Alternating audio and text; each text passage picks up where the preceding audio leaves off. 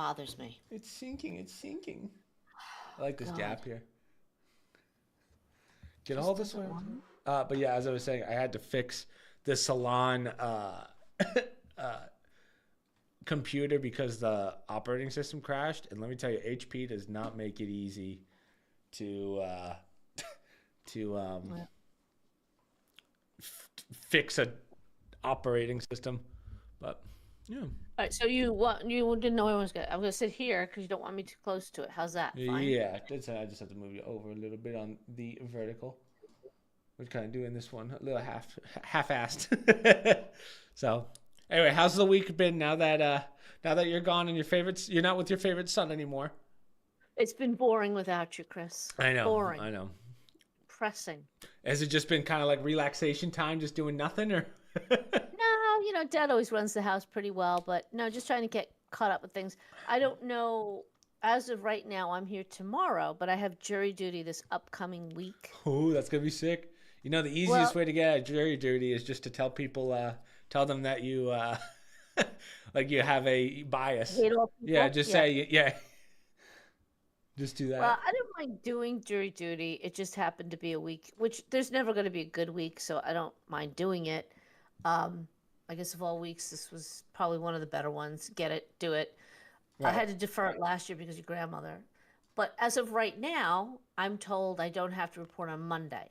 Fingers crossed they don't need any of us this coming week, and we're good for another year. So that's how it works. Oh, is that really how that works? Damn. Yes. I got out of jury duty once just because I was moving. That was really it. Yeah. So I'm Well, hoping you know- I'll get asked for a while. Yeah.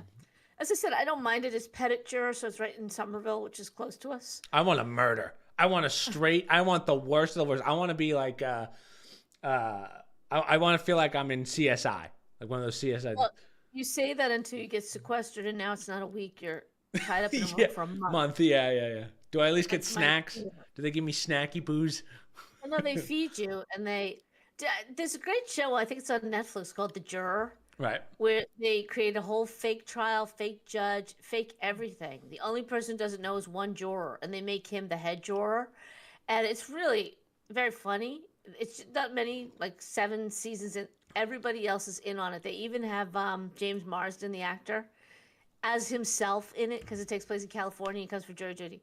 So I recommend it. It's kind of funny. It's short. It's not a long series. And then at the end, they surprise the guy that, this has all been fake. That's how well they did. He's really shocked. And then they gave him a money prize at the end, which was really nice. Right. But I say that because you never know until you actually get stuck. Yeah, it's a good. I don't really watch those kind of shows, as you know, but it sounds like a neat concept. But Well, they ripped it off on Joe Schmo, so now there's a new series out called Joe Schmo, where they're doing one of those contests where you physical contests with obstacle courses and all sorts of challenges. I haven't seen it, but everybody is in on it except for one guy, Joe Schmo, which is oh, for the guy who's being taken advantage, if you will, Joe Schmo. So I haven't watched it, but to me, it's the same concept. So I already kind of got it from The Juror. I don't need to watch it again. But it's pretty funny when you see how people, they take it seriously. And then you have the people talking in the background about how bad they feel that they're doing this. yeah. But he was really I nice have not about had it. the time for TV. I wish I've been trying to find shows to watch, but there's really just no time right now. I've just been fixing shit. I've been doing stuff with the neighbors. I've been in 4 girls' nights so far. So it's just, Spreading yourself a little thin? yeah, a little bit. I mean, Mom, it's a nightmare. It's Yeah, so well, much work. You What's can it? say no to people if you I have can't. to. I can't. Oh, It's let me okay turn to that off. say no. Yeah. So for the live podcast, we'll do this how we normally do it. We'll do our usual news articles and stuff, and then we can answer any questions that people have at the I got end. you beautiful shoes. Remember you said you needed some nice work loafers? Oh, this is the. Oh, was Bo Because down there? Bobo. What's Dad Yeah, doing? Is Dad just watching TV? Napping. I told Dad, I was like, Dad, you're gonna have to. Well, I hope Dad does the podcast when he's down here next month. We should do a podcast where it's you, me, Dad, and then whoever else is here. If we could. Can? Well, I'll be watching Grandma. Get G in. Grandma can do that. But You'll her in. you started to ask me. Oh, yeah, so I got you some really nice Cole and Haan black loafers. They're 10.5. So I hope that fits you. It should. What you call me big feet? Like what are you? Well, they tend to be narrow, The hell, ma? and you're a complainer. So the only issue is you have to try them on within 30 days. So we have to get down there a certain time so I can return them if they don't fit or if you don't like them. But I just happened to go into Nordstrom on a lark and I looked and I go, oh, these are really nice. Cole Haan are really nice shoes. So Just anyhow. went for it. Yeah. All right. Anyway, Mom, we've had a pretty crazy. What is this? The second week of Trump's presidency. Now, can we talk about Kash Patel? Can we talk about Tulsi Gabbard, RFK Jr.? It has been nuts in the freaking in these It's been hearings. so busy, but not even that stuff seems to be the I priority know. anymore. Plus the two planes that have gone down in 2 days. Like, what the hell's going on? I think it's actually more, but the two that we know about, yeah, it's been every time I click on the news, like, what is going on now in this world? What the heck? But yeah, so they're still talking about that accident in DC. And I just saw the one in Pennsylvania. Right. That was a small aircraft, a small plane in Pennsylvania. Fell out of the sky at 6:30 p.m. on January 31st in Cranston. You know, Philadelphia has those row houses. Yeah. Normally, guys, we would have the articles up, but because we're doing the vertical as well, doing shorts and we won't post them tonight because it'll just throw everything off. But yes, which is this one, Mom, that you? Well, this is the Pennsylvania crash.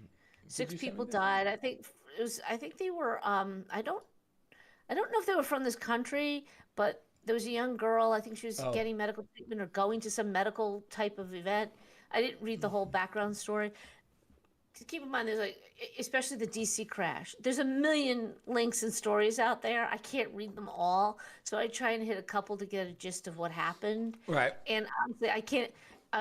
I mentioned the DC one, but I know you're probably gonna ask questions. But I don't think we know enough yet. I still don't think they know enough to even talk about it at this point. How do you feel about now? I'm confused by which one's which, but right, that one went down in the water, and one reporter was like, "Trump, can you go? Like, are you going to visit the site?" And he's like, "What do you want me to do? Swim?" Yeah. Right? So, but everyone's kind of giving him shit for his response. I don't know if you saw this, but Well, I felt like I don't know if he intentionally got out in front of it because he didn't want them to start blaming him. Oh, already we're having FFA issues in the Trump administration.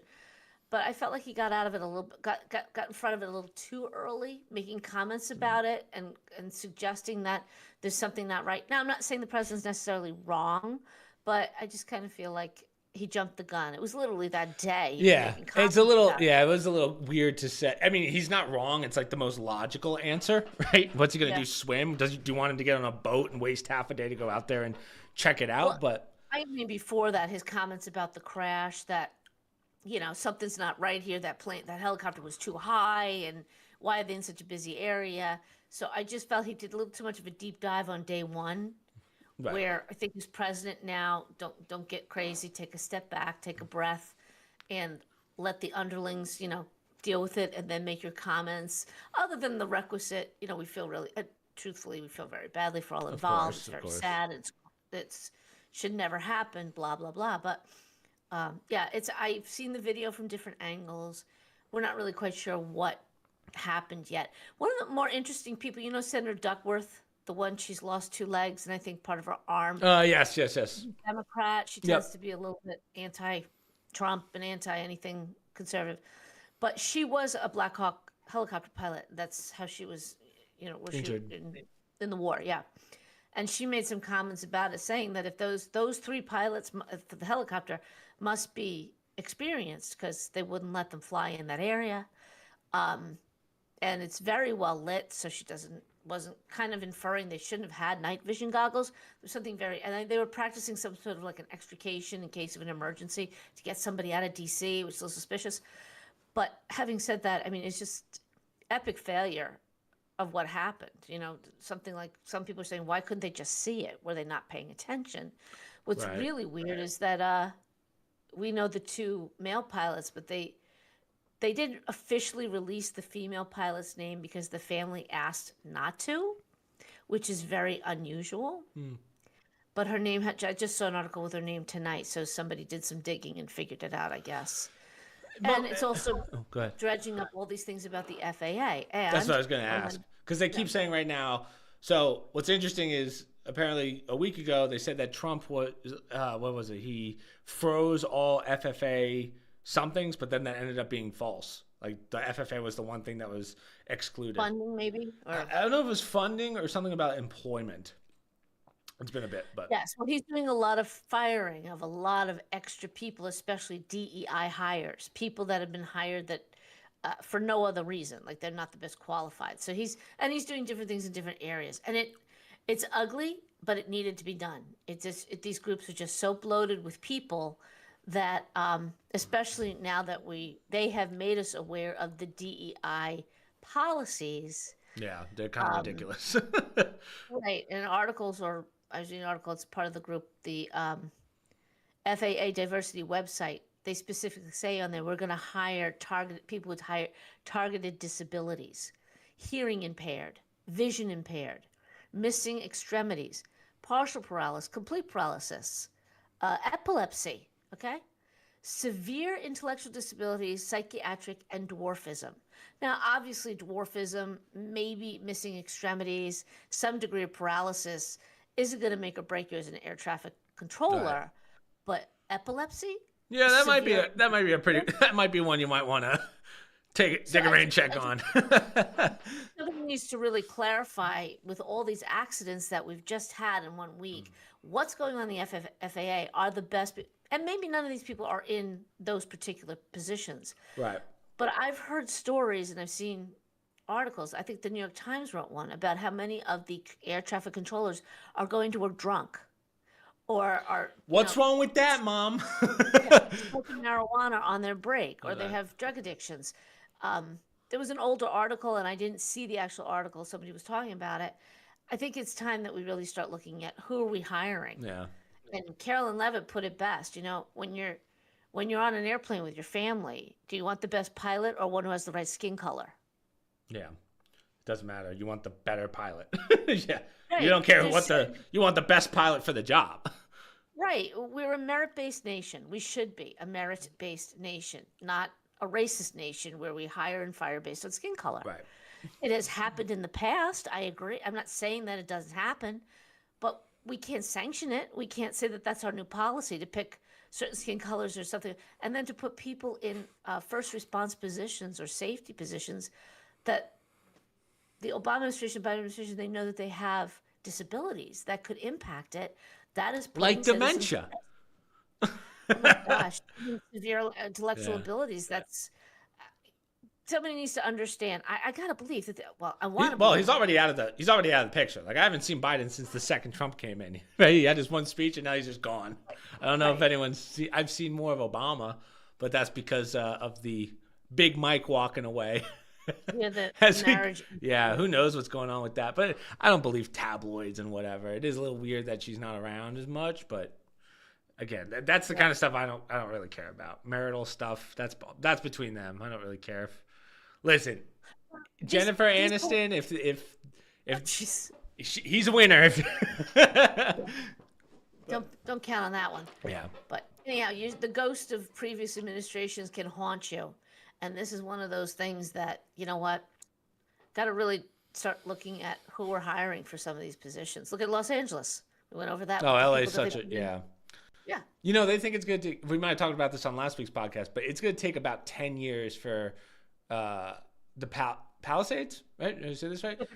To be Yep. habitable again. 10 years. Did you I watch believe Did you watch the video of Trump with the mayor, and the mayor's like, it's going to take like a week, and Trump goes, "Ooh, that's a long time." And Yeah. did you? It's pretty interesting because one thing that even my liberal friends have been saying is like, this is definitely, they're calling it Trump 2.0. Yeah. They're Yeah. very impressed with. I mean, he's doing things that seem like they're harsh, but it's definitely the things that we needed. So, Yeah. I mean, these tariffs that everyone's complaining about, prices are probably going to go up slightly until till all these countries go, okay, we'll give in, like Colombia did in a day.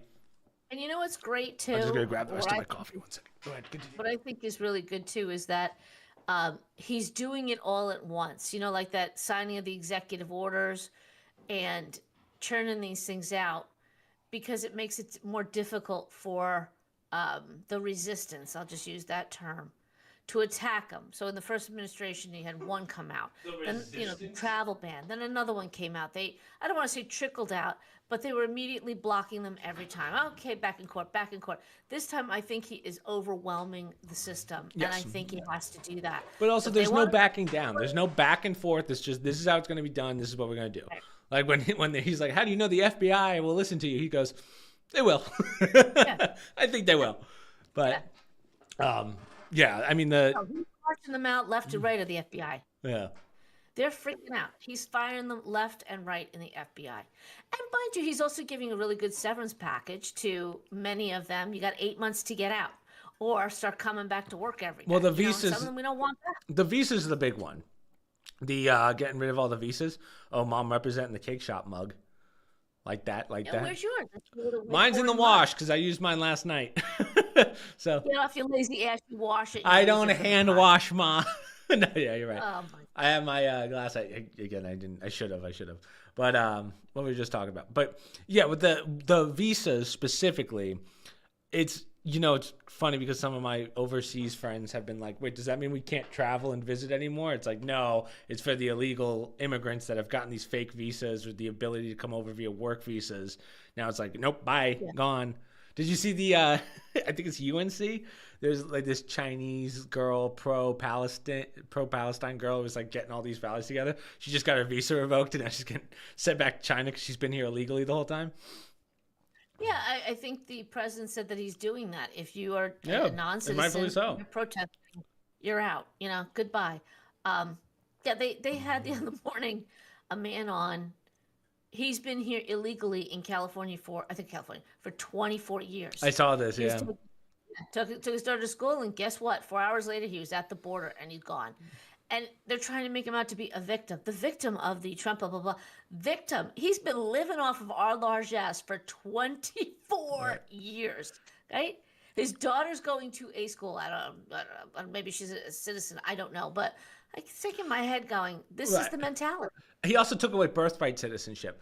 How does that work in the sense of, okay, so obviously two illegals come over and they have a kid in America that makes them not American, right? That's basically the concept of it. But then what happens if one person's legal and one person's illegal and they have a kid? No, that's where you're wrong. Oh, okay. What has been going on is there's a whole business over, especially in the West Coast. Chinese women who are pregnant come over. They go to a hotel in California. They give birth to their child who is now, from cradle to grave, gets the benefits of the United States as a citizen of our country. She takes the kid and she goes back to China, and the kid still has those rights. So they come back, they go to school, they get Social Security when they retire, etc., etc. So the birthright citizenship has been butchered not all the time. That came out of the 14th Amendment, I believe it is, from slavery. So what they needed to do was they needed to assure the slaves now who were free that their children are citizens, right? Subject to the jurisdiction of. So it was a blanket way of giving slaves, basically, citizenship, because they were not born here, right? Many of them were, but many were brought over as slaves from Africa and other nations here. So it was to clear that up. It has been challenged in the Supreme Court that birthright citizenship has been used in cases. It was never interpreted to mean you could come here, have a kid, and the kid is a citizen for the rest of his life. It just sort of morphed into that. And now it's become an industry, and everybody assumes that's what it is. Mm-hmm. That's why President Trump is now saying, nope, we're doing away with that. That's not what the law says. And if it goes to the Supreme Court, we're going to win. It was never meant to be, come here, have a kid, and they become a citizen. Right. Now, if there was a case, Mr. Kim Wok or something like that, I think he was a Chinese. His parents were diplomats. They were here. Can you say that? Can you say he's a Chinese? Is that canceled? He was Chinese. No, yeah. I know what you mean, but the way you said that, I was like, wow. He's not American. I think his parents were Chinese diplomats, and there was a question about citizenship because neither of them were citizens. It really wasn't about birthright citizenship, but they always try to use that as the case of, see, he was given citizenship. It really wasn't about that. It was more technical. Right. But if one parent is a citizen and you're born in this country, yeah, you have citizenship. But this is nobody's a citizen. They're just coming and giving birth on our soil. And now all of a sudden everyone's decided, oh, that means that person now gets citizenship. No, that was never what the law was about. Right. So you also sent me the article on the Obama and Biden FFA hired people. Was that tying into what you talked about? Yeah, I wasn't sure if there's any more that you want to talk about. Dwarfism. So that was part of Right. the FAA diversity website came from their desire to become more inclusive in an area. Yeah. So that's what I was talking about with that one. Now, can we talk about? Did you watch any of the Kash Patel hearing? I really want your thoughts on Kash Patel. I've seen clips I'm of it. loving him. This guy's amazing. Yeah. You know, I knew they were going to give him a hard time. I think there's going to be more coming out about the January 6th that Agreed. American citizens are going to be shocked to see. And I think that committees are being set up as we speak. And ironically, I think there's some committees out there that seem to have nothing to do with January 6th that we're going to find out have a lot to do with January 6th. So I think this is even a bigger thing than just the Liz Cheneys and whatever. Yeah. Having said that, I think they're very afraid of Kash Patel. I think the real damning info was when, not damning, but when they asked about Nancy Pelosi's involvement, I guess you could say, and Kash Patel. I mean, he's got info for days. Kash Patel, I say this every time we talk about him, he is not the guy you want to mess with. I think he's got his ear to the ground like no other FBI director has, and now that he is FBI director, it's going to be wild, I think. Well, it's confirmed, right? He's going to be confirmed. He better be. I think so too, but they may not like him, but he is extremely qualified. Oh, yes. I mean, he's a lawyer. He's worked for national security. He worked for Radcliffe, I think, in the NSI. He was advisor to the president. He was involved, and he was very much involved in leading up to January 6th, in making sure, National Guard was available. Mayor Bowser of D.C. turned it down. They have in writing she turned it down. They were very proactive about getting whatever services you need, and you saw in the hearings. They can't hide it. When you trace it back, the average citizen is eventually going to figure out what we all know. Nancy Pelosi was responsible for working with the sergeant at arms to have protection ready in the Capitol. Right. And she didn't do it. Chuck Schumer was responsible in the Senate, and they didn't do it. The big question is why? They were the first ones complaining about, this is an attack and this is outrageous. Well, you knew what was happening that day. Okay? Nobody was hiding the fact that people were going to come and peacefully protest. And they did.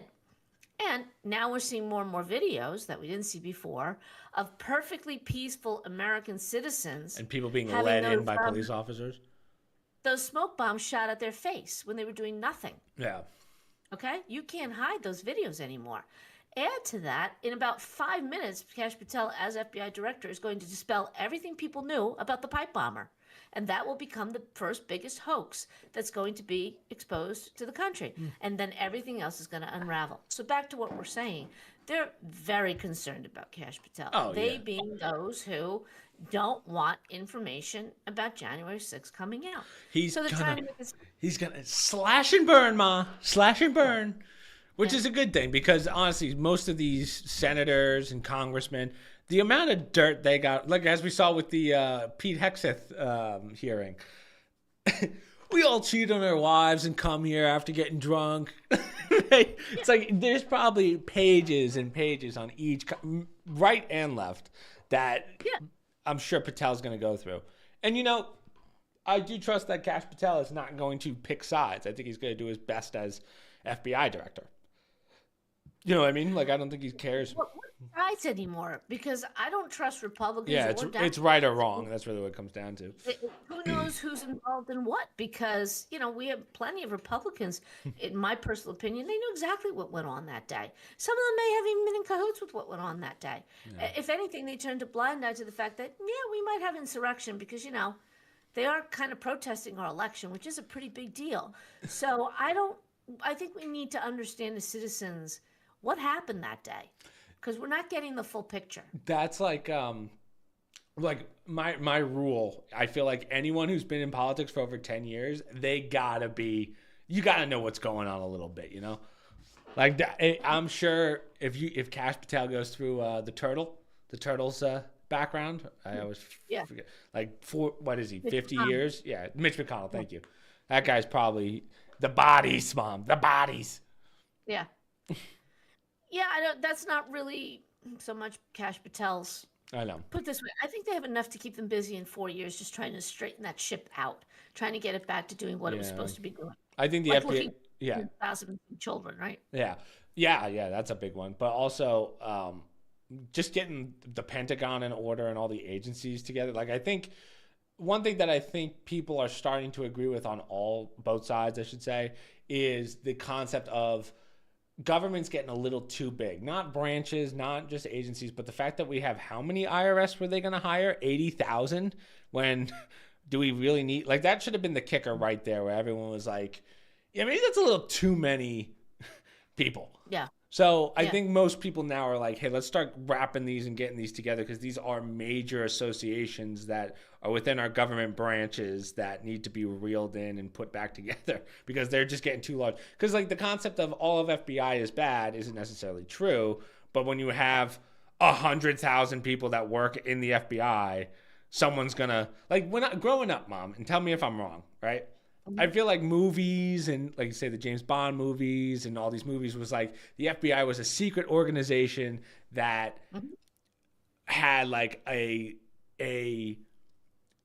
small subset of people. And then in reality, it's like there's 50,000 employees in the FBI.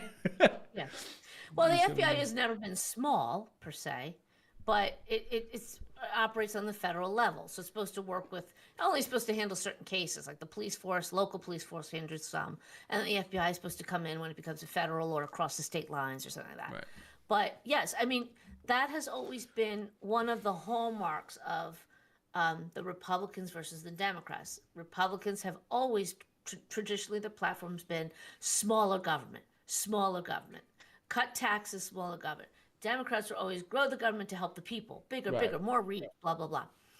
And that was fine in and of itself. But now what we've been learning over the last, let's say, 8 years, Trump into Biden, now into, it's not, when people talk about the deep state, that fourth branch of government that's going on, it's not, everyone wants to know, who is it? What branch is it? Give me names, whatever.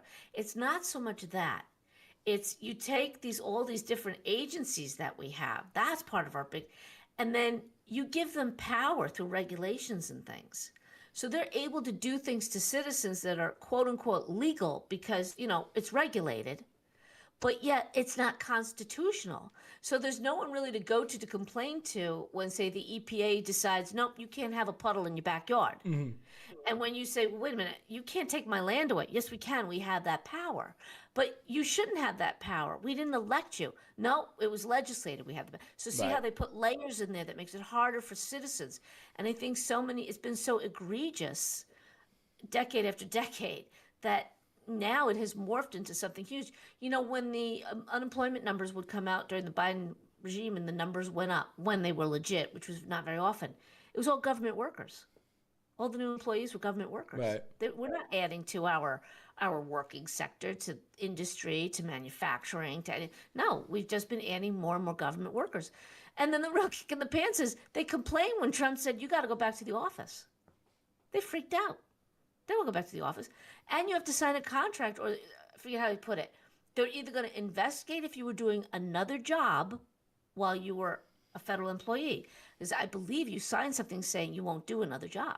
I'm guessing that in some and so some of Probably. these people went to doing 2 and 3 jobs because they didn't have to do anything. They were getting paid by you and me, tax dollars, and meanwhile they were making more money doing other jobs. Matt Sprague was telling me in Canada, because they don't like they have to start spending their military budget a little better because Canada's like never at war.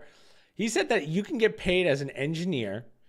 All you have to do is basically drive around and just test shit all day, like just make sure things work, and it's like it's 6 figures every year. It's like, Yeah. that's all you got to do. And he's like, yeah, you only go in twice a week. I was like, what? So given the Canadian dollar is not as much as ours. So, but it is funny how sometimes military seems like they have a lot, government jobs are a lot, I don't want to say easier, but there's definitely certain aspects of it, especially military, from what I've heard from multiple people, there's a lot of benefits. Like they have something up there that you can get, and Matt Sprague was trying to explain this to me. You can go. Chris, our government, you get pensions, you get healthcare benefits. Yeah, but our soldiers actually fight. The Canadians do nothing. Well, I mean, Matt Sprague's been sitting on his ass for the last 2 years, Ma. Sorry, Matt Sprague, if you're listening. Matt should get his engineering degree and start applying for those jobs. Right. Do you need an engineering degree for it, or can he do it as military? Matt Sprague could get his way in there. He'll be like, I've been an engineer for 5 years. Matt Sprague couldn't put his computer back together if he tried. All right. But no, he knows I'm kidding. But what were we just talking about going through? Well, let me read some chats real fast, just because. See, people are asking questions as we're going, and usually we do questions at the end. But since we're doing it categorically, it probably makes more sense. So someone just asked you, have you discussed the movie, or you have to had to discuss the movie 2000 Mules? What episode was that? Did we talk about that movie? Have you seen that movie?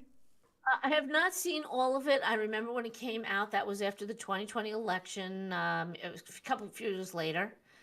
Catherine, I think it was Catherine Engelbrecht, and I can't think of the man's name. So they used the cell phone data to track down where people were.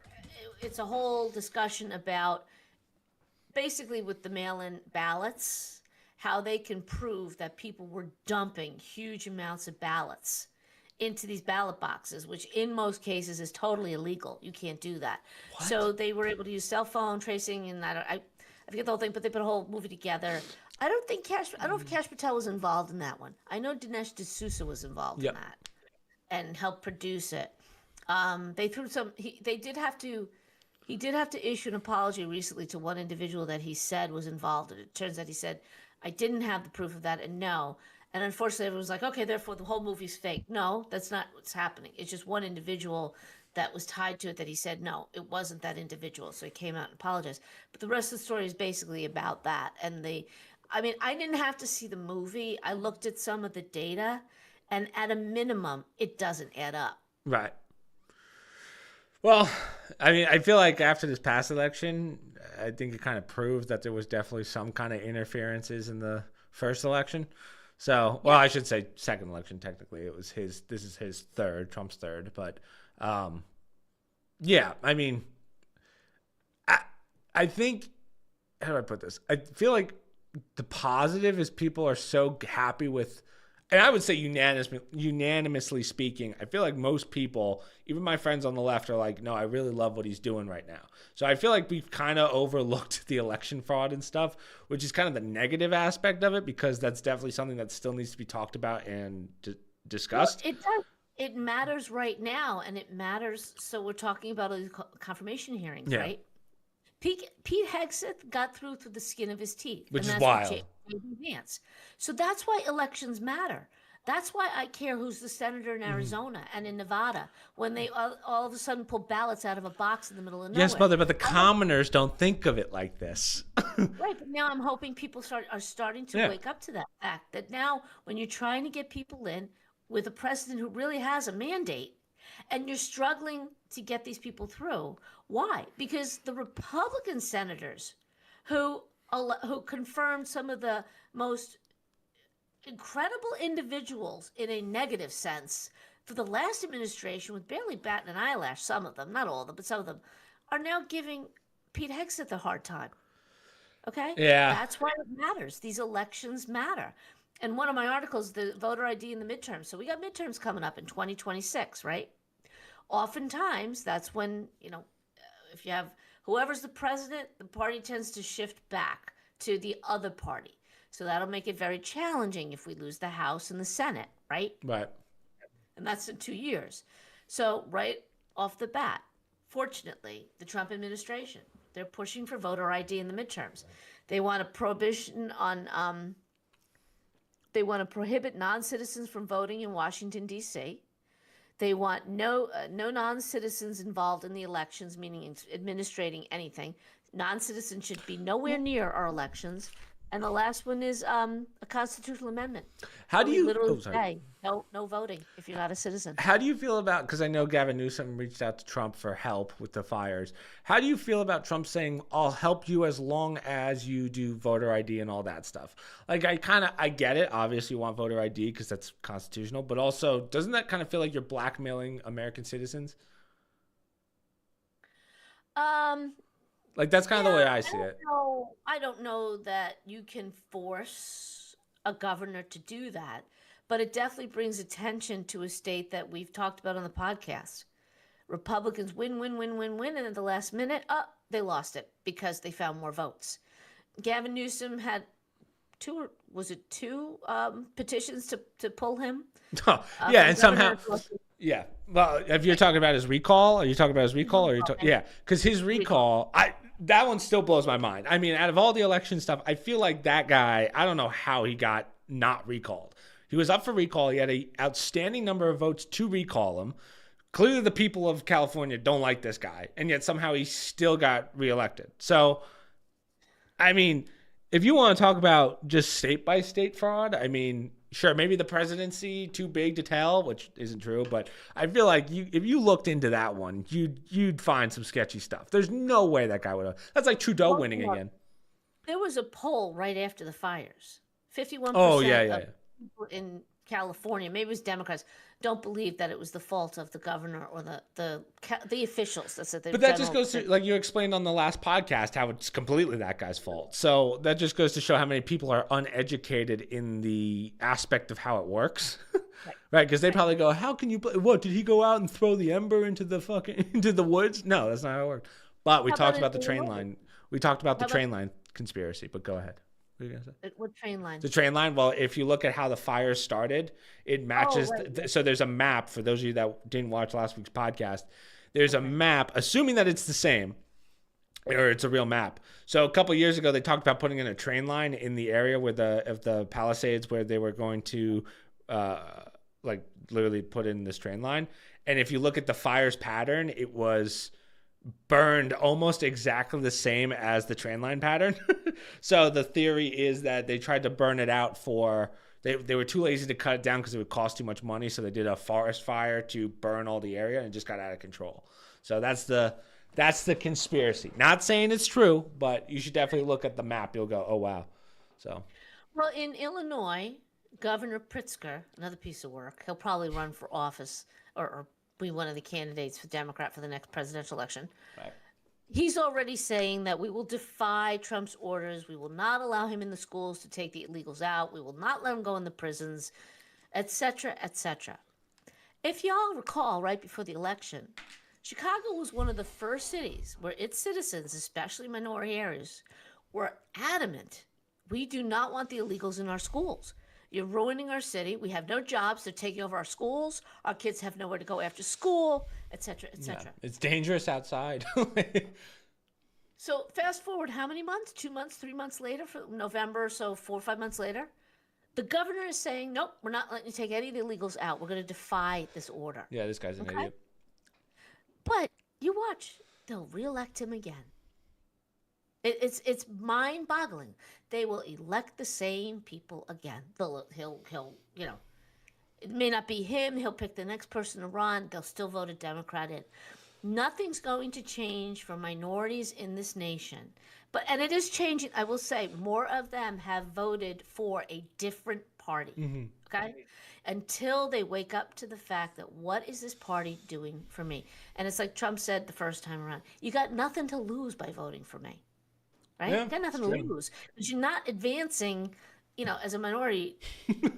Someone said Illinois' politicians ignoring the will of the people is kind of a status quo, though.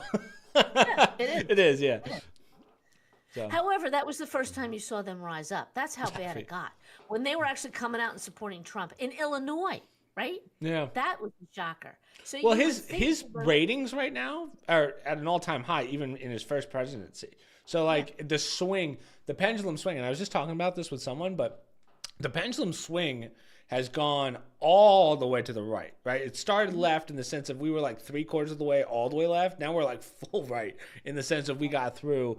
But it comes down to what we talked about in the last podcast, which is the Democrats now have no one, right? And as you said, you'll see someone in 4 years pop up, but my generation, a good portion of your generation, and then the younger kids, obviously, they all love Trump because of how he is as a person in the sense of the limelight. And he's a little more relatable, I guess. Whereas when you look at the Democratic Party right now, the only hope that they had was AOC. And now everyone's seeing she's a crazy person. So now who on the left is going to be the person that steps up and is like the person to relate to the younger generation? I couldn't tell you who it was. It was Gavin Newsom.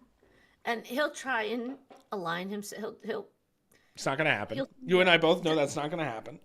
Chris, you know what? Oh. By the time we get to the next election season, which is people are already planning for it now, everyone's going to forget the fires. Believe it or not, everyone's going to forget the fires. Do you think so? They will move on from that, and they're going to start equating how much he's done in the short period of time. You think so? Because I think what's going to happen realistically is now that media is starting to turn, I think they're going to start keeping all these things that make the Democrats look much worse. I think because people have stopped believing in mainstream media and are going to other things like Gateway Pundit or the Epoch Times or however you want to pronounce it, third-party non-mainstream medias, I think these are the medias that are going to really pave the way for what historically needs to be remembered. Like these wildfires, this isn't just a wildfire. This is a wildfire that historically is the biggest wildfire of all time. Burned down. It's the most money we will have to put into a natural disaster. Right. But what you're missing the point is money talks and shit walks.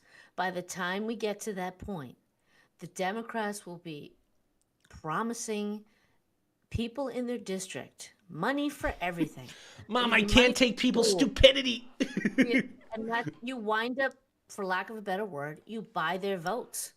You use the funds, and probably your my tax dollars. They'll get federal funding, right?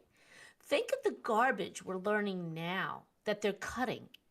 Why am I paying with my tax dollars for condoms in Iran? Yeah, $50 million or whatever it was. Who knew that? Raise your hand if you knew that. I didn't know that. What am I supposed to go onto the website and do a deep dive into every line item? Okay. That's the kind of crap that we have money for. Go to a little town and Newsom says, I got $50 million. I'm going to build you a beautiful school. I'm going to do all these things. They'll elect him governor. Well, he can't run for governor, but that's how people get elected. And it's not just Democrats. You go into these areas and and the other side is you scare people.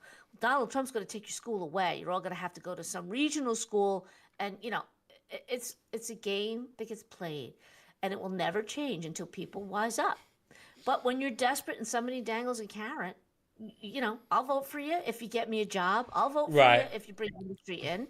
Yeah, unfortunately, that's just how people think. They don't think in the long term, I guess. But I also think, Chris, especially for young people, it had gotten just that bad in this country that Donald Trump rode that wave. Yeah. I think we all knew, those of us who are more experienced, you guys came to the game a little bit late, but you're young and you're learning, right? For those of us who've been around the block a few times with the Clintons and the Bushes and all these characters, we could not believe how bad it had gotten in this country and the direction it was going in. And then you guys started to feel it, not just see it, but feel it.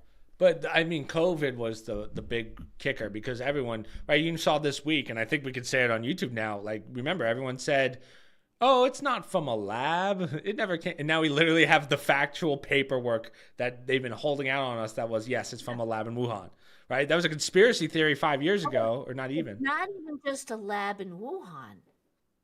It was created here in the United States. Yeah.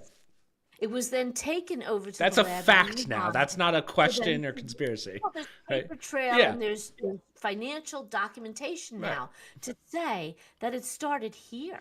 And was taken over there. So how would you feel if you were somebody in Italy whose parent died or child died from COVID, and you find out the United States created this monster and shipped it overseas? Yeah. But what's wild is, but isn't it wild how we were saying that 4 years ago and we got a channel strike for it? And now it's like, oh, hey, YouTube, can you listen, take away my channel strike, please? Like, I couldn't upload for a week. Well, have you all noticed? I had a week vacation. with Robert Kennedy's confirmation hearings. Which I loved. Everything is about the vaccines. Yeah. That's all they care about. Vaccine, vaccine, vaccine. Please don't go after big pharma. Because 90% of them are funded by pharmaceuticals. And hold on, Mom, not Bernie Sanders. He only took 1.5 million. Did you see that? What a moron. He's like, no, they offered me 200 million and I only took 1.5. That guy is such a hypocrite bullshit artist. Like, a socialized everything. I have 4 houses and I take 150 million from people. Like, what? What a moron. That guy makes me so mad. Or my favorite is, you can tell he's starting to go mentally too, is he's like, did you see the whole negotiation term that he used in that hearing? Right? He's like, negotiation. Right? He's like, I forget what it was, but literally he goes, don't you feel a little nervous about negotiating with Trump or Trump negotiating with these companies? And then Robert Kennedy Jr. goes, well, when it comes to negotiations, and Bernie Sanders goes, well, negotiation's a big word. And Robert Kennedy Jr. goes, well, you just said it. And then Bernie Sanders goes, no, I didn't say that. It's like, what's going on here? Like, you can literally find the transcript. It's in videos right there. It's like, are these people crazy? This is why you can't be in politics for 40 years. You're too old. Get out. That shit annoys the fuck out of me. Well, this is why I've been saying that you're seeing now when you have a certain degree of right on your side, or I wouldn't say that, you have the American people on your side now. They agree with what you're saying. Mm-hmm. It's just putting your shoulder down and not caving to these senators who have their heads cut off. They're not the brightest of people, some of them. Many of them, they're just shooting whatever they can throw out there that'll stick. And they're sounding like idiots doing it. I mean, I heard, what's his name? The British comedian. Russell Brand. No, okay, actor. Or no, Russell Brand. I know who you're talking about. Yeah. Yeah. So I was thinking of Russell Peters for some reason. He put a clip on there and he goes, I just went to go to get a drink of water. I come back and Bernie Sanders is screaming about onesies. It's like, what is going on here? I mean, that is the mentality. They're just losing their shit over this. And all they talk about is vaccines. Now, vaccines are important to me, important to you, important to everybody, especially after COVID. Thanks, Cody. But that's not the only thing that the HHS does. And I tell you, I've been watching videos about our food supply and crap going in our food, not even processed food. We're talking everyday food. Yeah. I think Robert Kennedy he used to look like a nut job. He's not looking so crazy to me anymore. He's also jacked out of his mind, so he's doing something right. Probably taking TRT, but whatever. Whatever. One thing I will say Big Mike did do, which I do appreciate, is she did the you had to have the nutrition facts on stuff. That's a big one. Like, as someone who does do dieting and stuff, that's a big one to have, knowing what's actually in your food now. But I think RFK Jr. is taking it a step further and taking out all the stuff that should have been taken out a while ago. But like, when it comes to fast food, and I know fast food's bad for you, all that, in moderation, that's a whole different topic. But people from other countries who have McDonald's, they'll have McDonald's in their country and then have it here. They're like, these are two completely different things. Because ours is so processed, has so many extra things in it. MSG is a big one. I forget what MSG actually stands for, but it's something that, like, your brain craves. Glutamate. Monosaccharide glutamate or something like that. It's a preservative. Yes, MSG. But it's got like some kind of like addictive principle in it that's like. Chris, I just saw a woman sitting next to Jillian Michaels. I can't think of her name, but she was talking about stomach issues and problems she was having. And I'm gonna flip it to you. Maybe if you want, we can bring it on the next podcast. But she goes into a deep dive. Literally, companies that used to do the pesticides, Roundup, right? Monsanto and Roundup. Well, now they had to do something else. So they started putting this product in food for pesticides. Yeah. And meanwhile, that was the explosion of the organic industry. I was never big into organic, but after hearing her, I'm going to try and do more organic foods, because everything we eat is tainted based on what she's saying. They're in everything. The agrochemical business owns our agriculture. Right. When were they allowed to get involved? Because they need to turn a profit? Yeah. Have you ever seen the video of, like, Ryan Seacrest showing the children how McDonald's is made? Yeah. Or Burger King's made, how a chicken nugget's made? It's absolutely disgusting. And Ryan Seacrest goes, how many of you kids want this now? And every kid's like, I do. They don't care. But it's kind of the same way. I kind of see it the same way, though, because I would be a hypocrite if I said the other way. But remember growing up, I don't remember who it was, but someone was at our house, and they showed us like what soda does to a coin. I think it was Mr. Taylor or something like that. But he showed us, he put Pepsi in a cup, and basically everyone knows the little thing of how terrible soda is for you. I watched a video the other day of what Monster Energy drinks do to rust. It is destructive what it does to metal. And I'm like, man, we've been putting that in our body. That can't be good. I'm still going to drink it, though. It's delicious. But what's really concerning is, all right, I can eliminate Pepsi. I can eliminate fast food. What she is saying, it's in every food. Oh, yeah. You can't get away from this. What the chemicals and the engineered poison, basically, that's in our food system. But does it taste good, Mother? That's all I need to know. Well, if I get a family pack at Taco Bell. Hold on. We wonder why so many people have stomach issues, especially young people. Why do we have a rise in cancer, et cetera, et cetera? Right. A lot of people have gluten allergies now, and they don't even know it. And they're living with food discomfort. They don't realize it. Well, I looked into the almond milk thing that you were telling me about, right? Yeah. I did not realize how many cancers are linked to almond milk. It's a lot. There's like 30 plus. Yeah. There's like there's 30 different cancers that are related to almond milk. It's like, what? And we still sell that in stores? Yeah.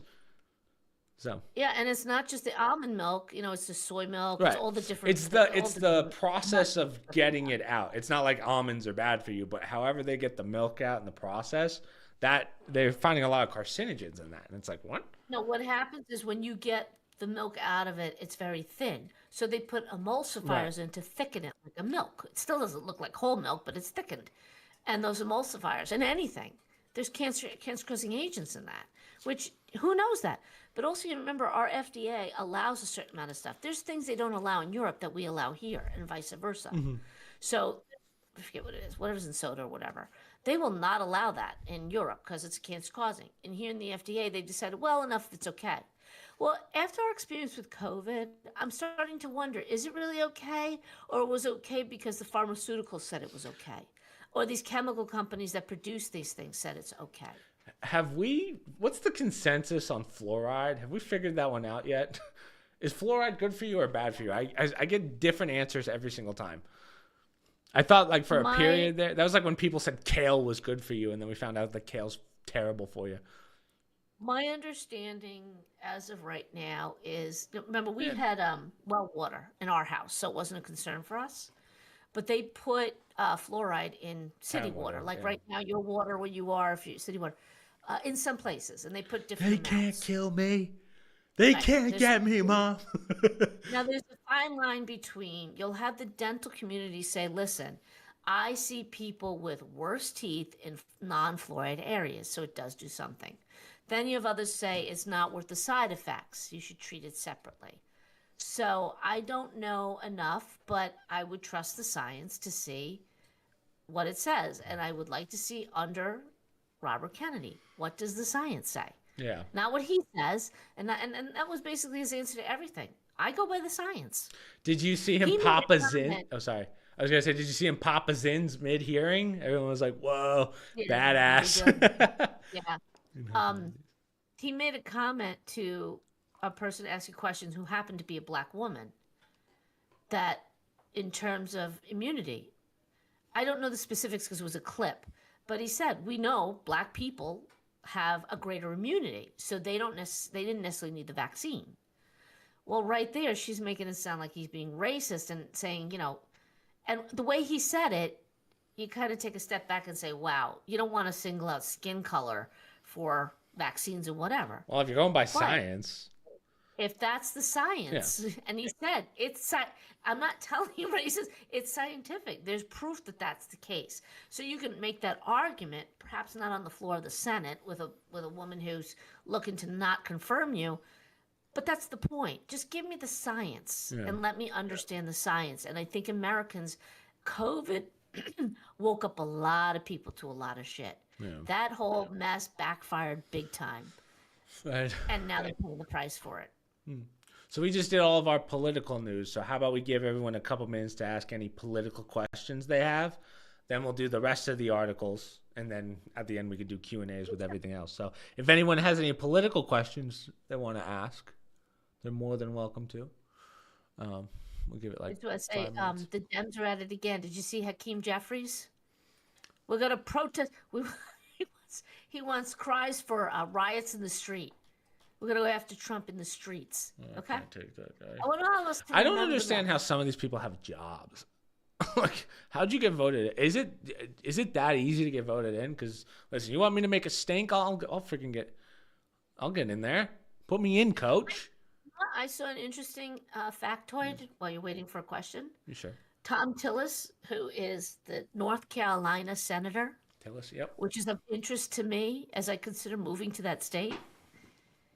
They say, why can't anybody primary him? Why did he wind up being the Republican? When you look at the stats of who voted in the primary, right? So to pick the candidate, if you will, it's like 21% of the total number who voted for Trump voted for him in the primary. So think about that. I believe it was of the Republicans. So think about that.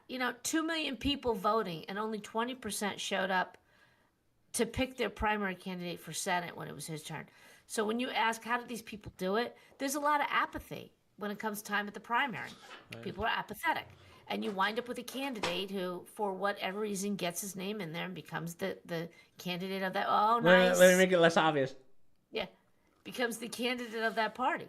And you wind up with, look at AOC. You know why AOC originally got into office?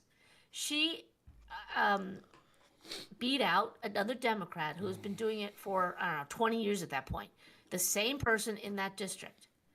The only reason why she did it is because nobody voted in that district. He just assumed he was going to win. Yeah, AOC's the come up doesn't make sense. Someone asked a good question that I was going to ask you before. Do you think no federal income tax is possible? Yeah, anything's possible. Years ago, they wanted to do Forbes. Steve Forbes wanted to do, when he was running for president, a sliding scale, or the same for everybody. Everybody pays a flat 15% on a total amount. Or some people do a sliding scale. The more you do, you get to pay. It's a set amount regardless. Get rid of all this gibberish with the capital gains and the this and the that. So, yeah, it's just you have to have another income source. We have to generate revenue. But that's the beauty of cutting. Do we really need as much? We just saved $50 million not paying for condoms in Iran. Someone just asked, how do you get these? We only made these for us because we were talking, I forget, did we talk about it on the last podcast? But guys, we did the math on it trying to figure out. The mugs are definitely better because realistically, don't get me wrong, Mom, this was a great Christmas gift. It's literally just a sticker around a cup. I could have done this for $1. Like, I could have just gotten a cup and then freaking... Guys, it would cost... Good quality glass. The glass is good, but the freaking sticker's falling apart already. I'm like, what the hell? Oh, no, it's not. Just don't put it in the dishwasher. Yeah, I've been hand washing it. But the problem with these guys is we would love to make a ton of these, but for us to just break even, right? To break even, we'd have to sell these for like $30, and it doesn't make sense. Yeah, so that's why we were like, we want to do. Obviously, we'll do something original. Like Laffy, I think Laffy was the one that brought it up to do the mugs instead of the T-shirts or whatever. But then we looked at the price of the freaking mugs, and it's freaking ridiculous. So. Well, and the reason why we did it was because when we're on, and when you have people come on, when we do it at my place. Drinking something because somebody's just talking, and when you look at the talk shows, they all have like Good Day New York mugs or whatever. Yeah. So kind of a neat way. You have a mug and a glass. I have the mug. Can you pull up your mug real fast, Mom? So the mug's cooler because that's not a sticker. That's actually made. So that's why the mug. I would do the mugs over the glass. So it's blue on the inside. It's perfect. That's a great piece of merch. Oh yeah, that's a nice one. Yeah, but the mug is a little small. Like in hindsight, exactly. I would mug now because I'm doing 2 shots of coffee. Yeah, well, most of my glasses won't even. My mugs won't do them. But all right. Maybe we could do some research and see if we can get some cheaper. Yeah, I'd have to really look into it. I know that there's people that will do it for me, but I'm like, do I want that? Because obviously Yeah. cheaper means lower quality. Because I want to be a garage sale and see somebody's trying to sell a cake shop mug. Well, my fear, someone, because I was at I- the um, salon today, right? I was fixing their thing, and someone was like, "I recognize you from somewhere." I was like, "Please don't say the podcast or YouTube. This would not be good." Yeah, that's Yeah, it's what I want, but she's like 60, and I was like, ugh. But like in TikTok, things will come up locally. So if someone's local in your area, I was like, oh no, am I gonna have to explain this to a 60-year-old who's about to go on her smoke break? Like, it's like, oh no, who's got a grotesque voice? Yeah. Have I? Her voice was literally like this. Have I seen you before? I was like, oh no. I hope to God no. I always thought it was funny picking you guys up in high school. The Kenny's, your brother's classmates coming up. Pancake 101. Hey, Pancake. And you can get mugs, like you should be able to make a profit. I don't care about profit that much in the sense of, like, sure, but I'm not trying to price gouge you guys for mugs. We just want to do it for your peeps. Yeah, we just do it for fun. Guys, we make so much money it doesn't even matter. I won't go into the details, but you don't have to worry about that. Okay. but if it's over $50 to make 30 mugs, I'm out. If I have to put more, yeah, if it comes down to my electric bill, if it comes down to my electric bill or fucking mugs. Because the lights are gonna dim. Yeah, guys, I can only have one light on while we're streaming. So rich, but we can't do the electric bill. No, our government has become so dependent on Clash. Someone brought up a good point. So, in relation to the will they get rid of the federal income tax, seems hard with the current national debt issue. We've talked about it on the podcast. I don't think doing a cryptocurrency is going to. I think my problem with the crypto stuff is I think we have this mentality that Bitcoin's going to solve all of our problems because it's a currency that the U.S. government thinks that they can put, even Trump, I will throw him in here, thinks that it's going to go up to $500,000 a coin, which I just don't see that happening in his 4 years. So to your point, what are we, 35 trillion in debt, slowly going down? Maybe, but probably not, not with the tariffs. So My understanding with cryptocurrency, and I have a very basic understanding, I've learned a little bit more recently about how blockchain works and whatnot. I now understand why any government is concerned about it because it's very hard for them to regulate it just by the way it works with the computers authorizing transactions. No human is involved, which is supposed to make it fail safe until they can figure out how they can manipulate those computers. The government doesn't like you having that's going in the opposite direction of all these governments. They want to control you through your money, social credit scores, everything. The banks do that already, so. Right. And the Bitcoin coming in, I understand now why they're so quote unquote afraid of it because they can't monitor it. They have to figure out a way how not only how they're going to get a piece of it, but how they can make sure they get a piece of it. And for those of you doing your taxes right now, I just got my checklist from my accountant. They want to know if you did any crypto transactions, when did you do it? What time frame? How much? Blah blah blah blah blah. And you got to give all this information. Not that my accountant wants it, but because the government wants it. So right now they're kind of in a fishing expedition. They want to say, how can we, if this is going to be popular under Trump and other countries too, this is international. Right. They want to know, how do we get a handle on it? Because nobody likes currency that's not monitored. Humans have to get their hands on it. I just realized we've been streaming to TikTok this whole time, and I haven't looked at my chat thing once. Do y'all own any type of crypto? I've always stayed away from it. Well, I mean, my brothers do, but I don't. I've always stayed away from crypto. I don't think it's appropriate to talk about what we own personally. Yeah. Besides the jets, the helicopters, the limos. Well, I'm saying when it comes to security stuff, you got to be really careful because some people take that as an endorsement. And I don't want to tell people what to do or not do. Yeah. No, that's true. I'll say this though, from what I see my brothers friends do with these crypto rug pulls, besides Bitcoin, I wouldn't trust crypto as far as I could throw it. I have more of a trust for it, I'll tell you, since I've learned a lot recently. I think Disgusting. I don't know about the rug things. I'm not going down that Yeah, the road, shit but coins. You mean I'm Bitcoin and yeah, the yeah, the basic main ones. cryptocurrencies that's used internationally. I'm intrigued by it, put it that way, or I'm interested in learning more about it. From what I understand of it, I have very limited knowledge, and I don't like how they bounce up and down. That's a little bit concerning. All I will say to people is this: don't invest in anything unless you understand it. And make sure you put all your money into it. No, no, no. And make sure you take your life savings and throw it in there. You're gonna do it at a casino anyway. But that's the first thing anybody will ever tell you. Never invest in something if you don't fully understand it. So, Yeah. just be careful. People try and outsmart you. Oh, it's going to be wonderful. It's this, it's that.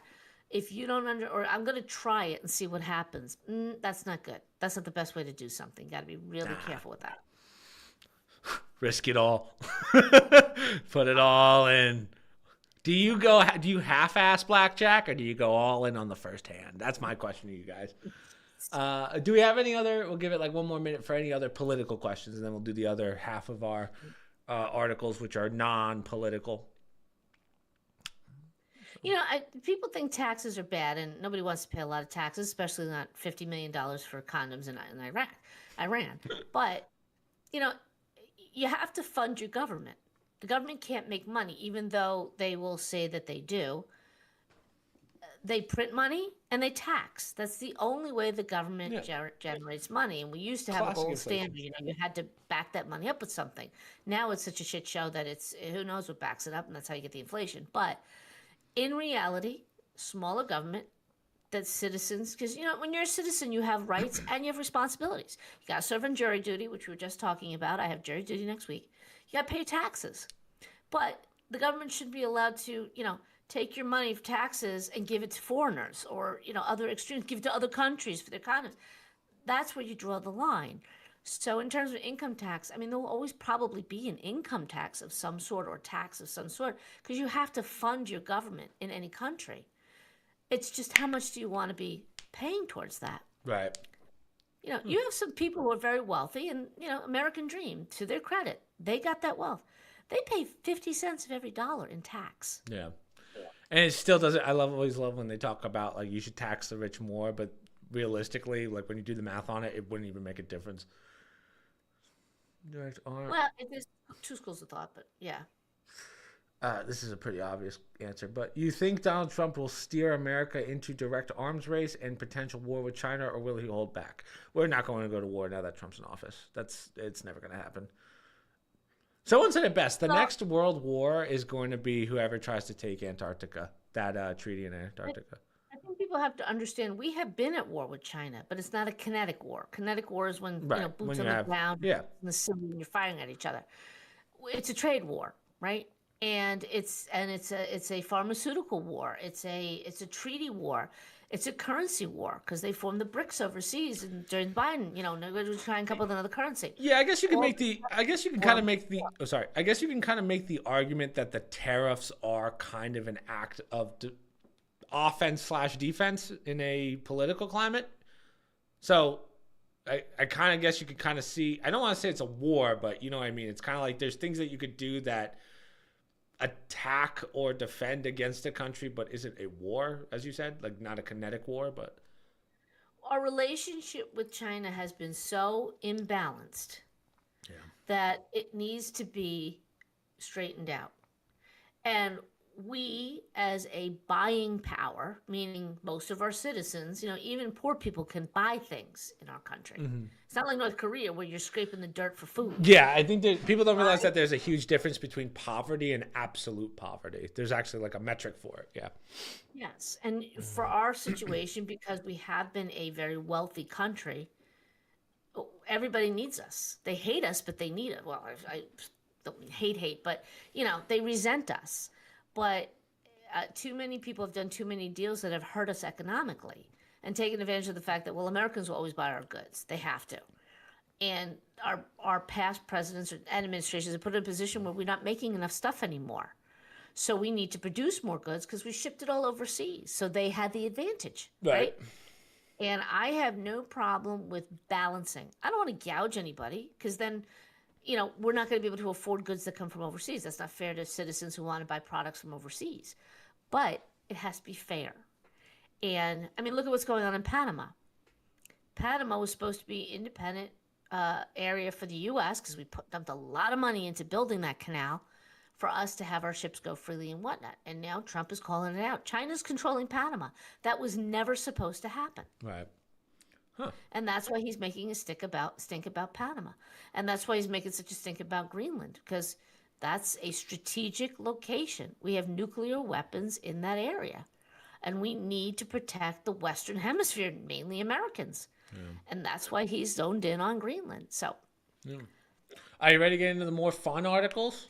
Sure. Goodbye obesity. Scientists uncover fat-burning protein switch. All right. Let me destroy this one. Go ahead. Now you're in my territory. Go ahead. Stages. There's a fat-burning mechanism that regulates the mitochondria protein. It's called the MCJ. I forget what it stands for. When they removed it from mice cells, it created a lot of heat. And from that heat, they had weight loss, right? So in the adipose tissue, that fatty tissue, you have white and you have brown. The white fatty tissue stores your energy. The brown is where you get your heat and your thermogenesis, which controls, the heat and the heat mechanisms. Yep. So when you remove that MCJ protein, it produces more heat, and these mice are losing weight. So they're looking for ways to block that MCJ in fat people. If you can block that, they feel like those cells will start burning rather than storing. Right. Okay. Until they can really roll it out, they need to make sure that there's no long-term effects or it doesn't affect any of the other organs. So what's interesting is a couple years ago, they talked about, I knew it was a thing. It's super expensive to do, but you can actually surgically cauterize the fat storing parts of the body. So right, your body stores fat, and it has to start somewhere. Like fat is connected to muscle, like it kind of goes over it essentially, but it has to start on some part of the muscle to grow out. So they actually said there was a way of doing it. It's super expensive, but you can actually completely cauterize almost like the front of the muscle so your body can't physically store fat, which is good, but also very dangerous because your body needs a certain amount of fat. But I guess your body would just excrete all the extra fat. So I feel like I like this idea. I'm sure you could do it scientifically, but also just diet, right? Well, just calories in, calories out. The liposuction, right? When people remove fat from their body, the only issue that I've heard about that, and once again, you're doing a treatment that you're not changing your lifestyle. When you get fat again, the body's going to look for other fat to store it, and you get fat in other parts of your body, which is not good. The biggest issue too is, not necessarily fat on your arms or fat on your feet, whatever. People really, it's the visceral fat, the fat that they develop around their stomach, their torso, which is very dangerous for your internal organs, and it puts a huge strain on the heart. That's the stuff that they want to get rid of, not just the general, muscular fat that everybody needs. This is all excess. And if you can find a switch, I mean, it's an alternative. Listen, I'm with you. Nothing works better than the basics. But the more we learn about thyroid conditions and metabolisms, and then add to it the processed foods that it's not even like, oh, I'm not going to buy pizza from the store anymore. Now I'm finding out the dough's processed, the sauce is processed, the cheese is processed. Now we need some other tool. But also, I still think that a huge part of our problem as an American society is lack of movement, right? Yes. Diet's one thing. Sure, of course, diet, don't eat shit. But if you're not moving all day and you're literally just sitting in a chair, and given some people just have office jobs, so it makes sense where you're sitting at a desk all day, but you have to have some kind of extra activity. Sometimes, I don't want to be on my, what's it called, high and mighty horse, but people who sit at home after, go to the gym when you're done with work. Just do it. Just walk, But I understand that's easy to say, but sometimes you have to do the hard things that you don't want to do. I've been doing my walks every other night, right? So my Monday, Wednesday, Fridays, late at night, but it's the worst part of my day, but I get it over with. Right, but you're being naive in the sense that you don't have to go home to 3 kids. Exactly, yeah. That I get that, yeah. Right, or you don't have to get home because you've been at work till 8 and your wife is about to blow her head off because she can't take these kids anymore. Right. Somebody's got to come home. Mom, are you speaking from? Yeah, really. What are you trying to say? saying. Yeah. So I've heard. But yeah, it's very easy to say, and it is what it is. Yeah. If you really have to do it, you have to do it. But chasing around 3 kids is exercise. Yeah. So, Yeah, I mean it's not as people. though, I mean people that will literally, and unfortunately, like I know people that will done with work. Let me crush a full pizza, sit in a chair, and watch TV till I go to bed for 5 hours. Like that's what I mean. Like chasing kids is one thing and all that, but it's like, how do I put this? I don't want to sound insensitive, but like I feel like whether it's cell phones, whether it's video games, whether like you got to do something. I'm starting to maybe now that I'm growing up more, it's kind of like I'm seeing people. There are people that do well, nothing. You know?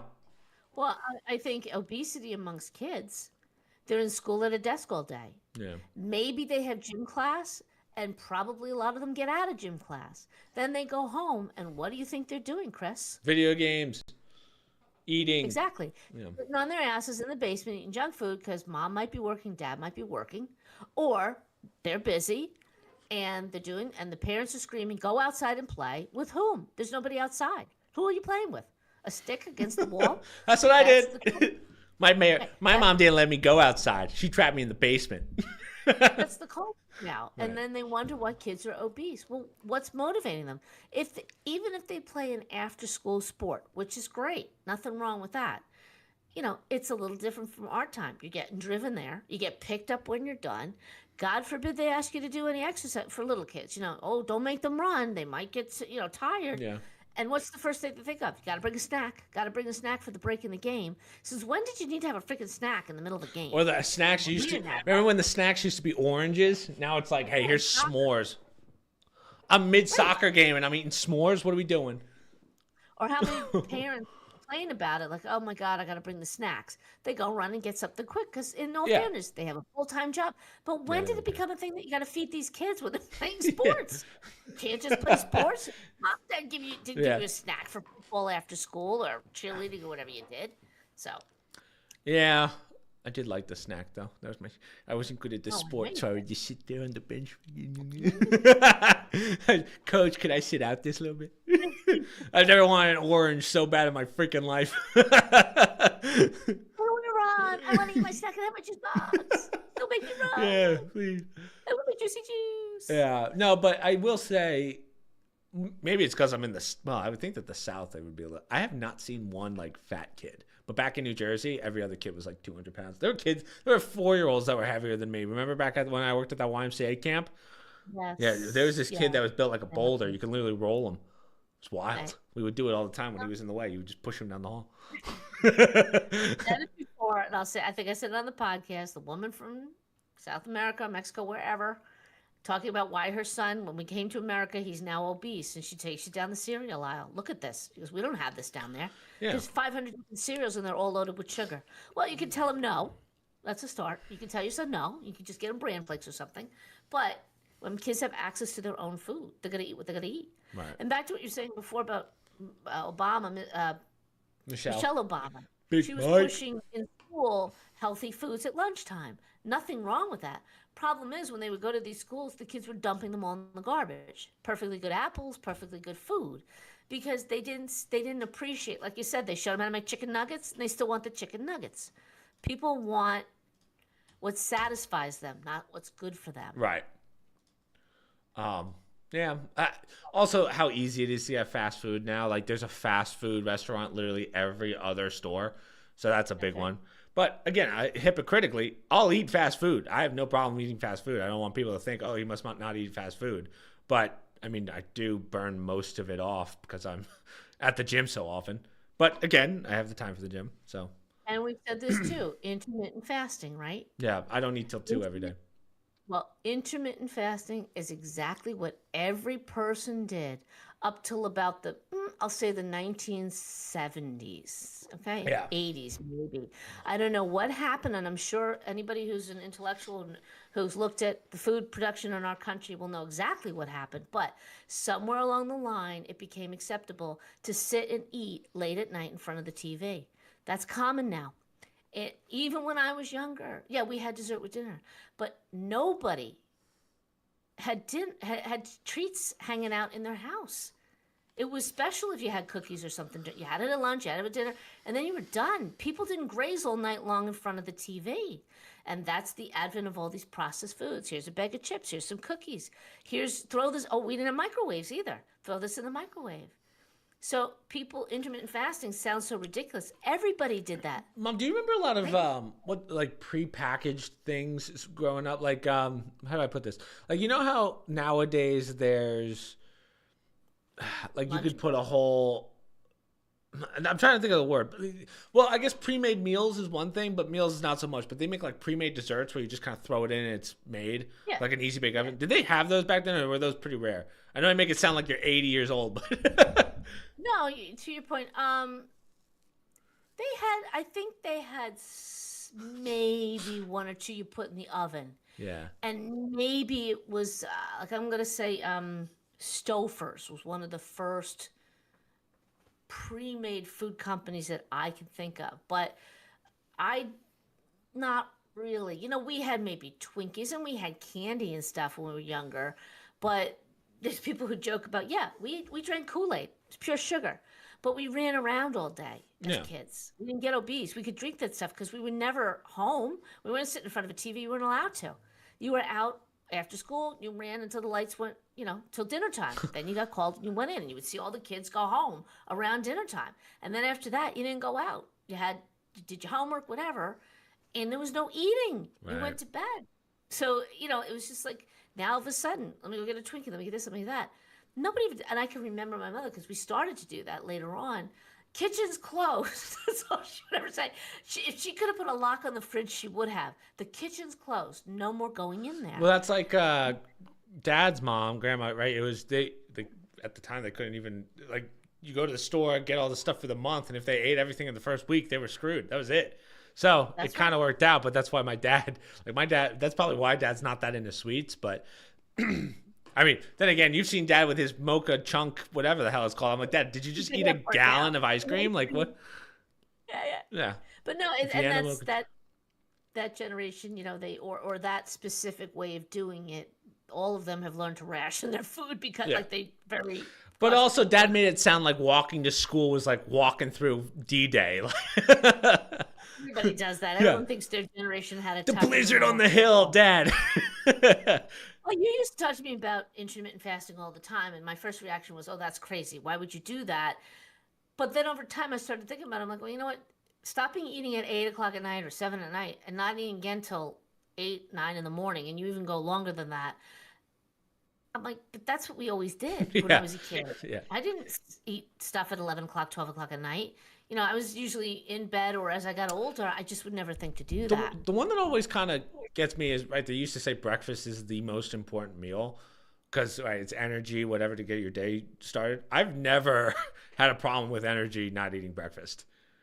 I've never noticed whether I eat breakfast or not if I feel better or worse. Ice cream is in the dairy food group. I don't think that's how that works. Someone said, hey, ice cream is in the dairy food group. Don't know if that counts. It's milk, but cream and milk. And, but I think the amount of sugar in there kind of defeats the purpose of it being part of the dairy intake. And that's coming from a guy that'll eat pints and pints of Ben & Jerry's. Yeah. Well, not anymore after their I haven't touched Ben & Jerry's after their big woke ass. I'm not doing what the president says. Ben & Jerry would be rolling in their graves. I don't even know if they're still alive. Oh, you're crushing the company. Chris Catucci's no longer customer. I won't take an endorsement, but I will take a sponsorship. Please, for the love of God. I'll start eating again. Your s'mores is delicious. Please. Yeah. I will switch sides for Ben & Jerry's. I was having a conversation with somebody who's been battling weight, and I said, we're so conditioned to think we have to eat every 2 hours. If you're going to an event, people have to have food because people are going to be there for 2 hours. Yeah. Where is it written that the human body has to eat every 2 hours? It doesn't. I mean, maybe you could say there's something healthy if you do a lot of small meals. Yeah, I was going to say that. Think it to the point where people panic now if they can't get food, right? Like, oh, what are we going to do? We're going to be in the car for 4 hours. We have to stop for lunch. We're going to stop, blah, blah, blah. If you're hungry, you stop and you eat. But to think, go ahead. I remember in college, I don't know, I don't think I've ever told you this story, but there was this kid that, he was a big dude, like, kind of like heavy. He probably built like a lineman, Yeah. big, heavy, and want to lose weight. And he was doing that. He was doing multiple meals a day because some people you can do it that way by keeping your Yeah. metabolism up. But I remember he was like, I forget who said it. I don't remember who was there, but uh, he's doing this for at least a month. He's like, man, I'm not losing any weight. And everyone was like, how much are you, like, you're supposed to be doing 5 meals. And he would show us one meal. It was like a full dinner every time. And Oh, he's God. like, everyone was like, you realize like that's not how this works. All you're doing is just eating a bajillion calories when in Oh, reality you're supposed to eat a little bit just to keep your metabolism up. That's a very hard way of doing it. I've never liked doing it that way. I've actually never. I tried once for like a couple weeks and I was like, this sucks when you're eating that many calories and you're trying to manage. So each meal is like 250 to 500 calories and you're like, oh, that wasn't enough. well, but And you're just there's miserable. degrees too, because somebody like you get like there are people get headaches if they don't eat regularly. If I don't eat And for 5 minutes, I get a headache. I just plow through well, it. but it's one thing to get a hunger headache, which you've had them. For some Oh, all people, the it time. gets so bad that it's not worth the risk, and they'd rather eat something. But you don't need a full meal. You eat something small, crackers, whatever. I will say my mood changes when I don't eat. Like when I'm on a fast, like if I'm doing a full day fast, I definitely feel it where I'm like, but I wouldn't say I get like migraine level headaches. Well, some people can get, especially women with the hormones and everything else. If you throw into the mix eating, it can cause that. But like I said, we've conditioned ourselves to think, oh well, I gotta have a meal. I gotta eat something right now. Maybe it's you need water, or maybe it's something. We've had this discussion. It's Just just drink more some the goddamn water, women. Please. But it's just our whole culture has changed around food, exercise, and everything, and not for the better. Yeah. Add to that, we've been lied to with the processed foods, or we've been Ozempic. Yeah. poisoned. Start taking Well, I haven't gone down that yeah. road yet. Well, I'm taking it the other way. Like, oh, you don't need to exercise anymore. Just take Ozempic and your life will be fine. Yeah, take a diabetic drug for the rest of your life. Tell me how that goes. Well, and I'm telling you, it's a quick fix, and I understand with the morbidly obese why they would need it in an To help, emergency. yes. But I'm waiting for the other shoe to fall on those. It It's will. too good to be true. Yeah. It's too good to be true. People are gonna, unfortunately, they're on it for life in many cases once you start, and you're screwing around with your metabolism and your sugar Glucose levels and levels, whatnot. yeah. Right, when you're healthy. To me, to do something like that, it has to be so monitored by a physician, and you have to do blood testing and keep constantly checking. They're not doing that. They're like, oh, here it is in the mail now. Take the pill. And nobody's really monitoring it. You're doing the best you can. So I just think, unfortunately, that other shoe's going to fall. And, it's also, too, I'm throwing this out to you, too.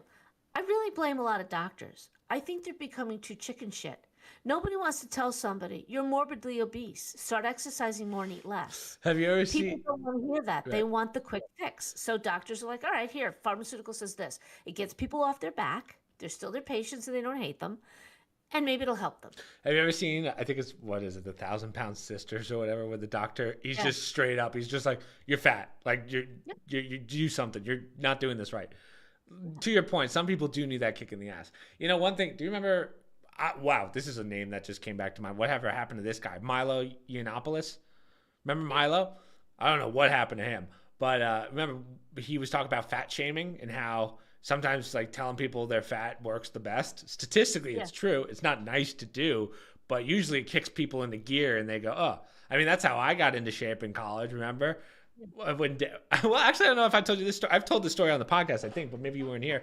But when I do you remember like freshman year of college, I came home and I was like I was crushing Ben and Jerry's. I had like 6 pints of Ben and Jerry's in 7 days or something like that. I'm doing that 2 years ago. Yeah, but that was before I was exercising. And literally I was cleaning the pool, one of the pools in the house. Um, Dad was like, hey, you're looking a little heavy. And then that's when it switched. That's when I put on like 50 pounds of muscle in three years. I went from Yeah, 140 depends. to 200 about. It works with some people, yes. It doesn't work with necessarily when somebody's obese. They know that they're heavy. Right. It's not like, hey, you look like you're putting on a little bit of weight. No, Yeah. they're not buying that one when they're morbidly obese. And that gets to the point of a mental condition, a physical Yeah. condition. You can't stop. Well, And you don't you need help. I told you this, I think, off the podcast, but I'm a big fan of Fighter and the Kid, for those of you that know that podcast. And Brian Callen said it best. He said, 20 years ago when someone asked me, like, how do I lose this weight? I'd help you. I'd get you into shape. I'd do the exercises with you. Now he's 50 years old and he goes, well, no, you know what to do. You just don't have the discipline to do it. Like, nothing I can show you. And he's completely right. Everyone knows what they have to do. They just don't want to do it. Or they have some excuse or some injury that's causing it. And maybe, as you said, thyroid issues or whatever. But eventually you just do it, right? You know what you have to do. It's not rocket science. So, yeah. So I will say this for those I remember with like supermodels and whatnot. Oh, they're always in shape, and I eat all day. Cigarettes and wine. Well, and also now we know about Ozempics. I'm sure they've known about these things long before the average citizen did. And speed. I mean, let's be honest. Some of them take speed and whatnot to Adderall. But here's the other thing too. It's a lot easier to diet when you tell your cook, I can only eat these things, and they create these meals for you that are low calorie and easy. Yeah, but right? Mom, not everyone had butlers like we did and chefs. Well, I'm just saying, people, don't beat yourself up. Why don't I look like, Kate Middleton, or why don't I look like a bunch of... This is their job to be in shape. When they talk about, well, I go to the gym, do I work out? Of course you do. That's your job. Right. You get a nanny so you can go to the gym and work out because you have to be in shape. You have a personal trainer.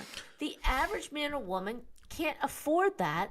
Yeah, you can always go work out, but it's very hard when you have kids and a job and a home to maintain and everything else. It really is a struggle to find that time to go to the gym and do an hour-long workout, even a half an hour.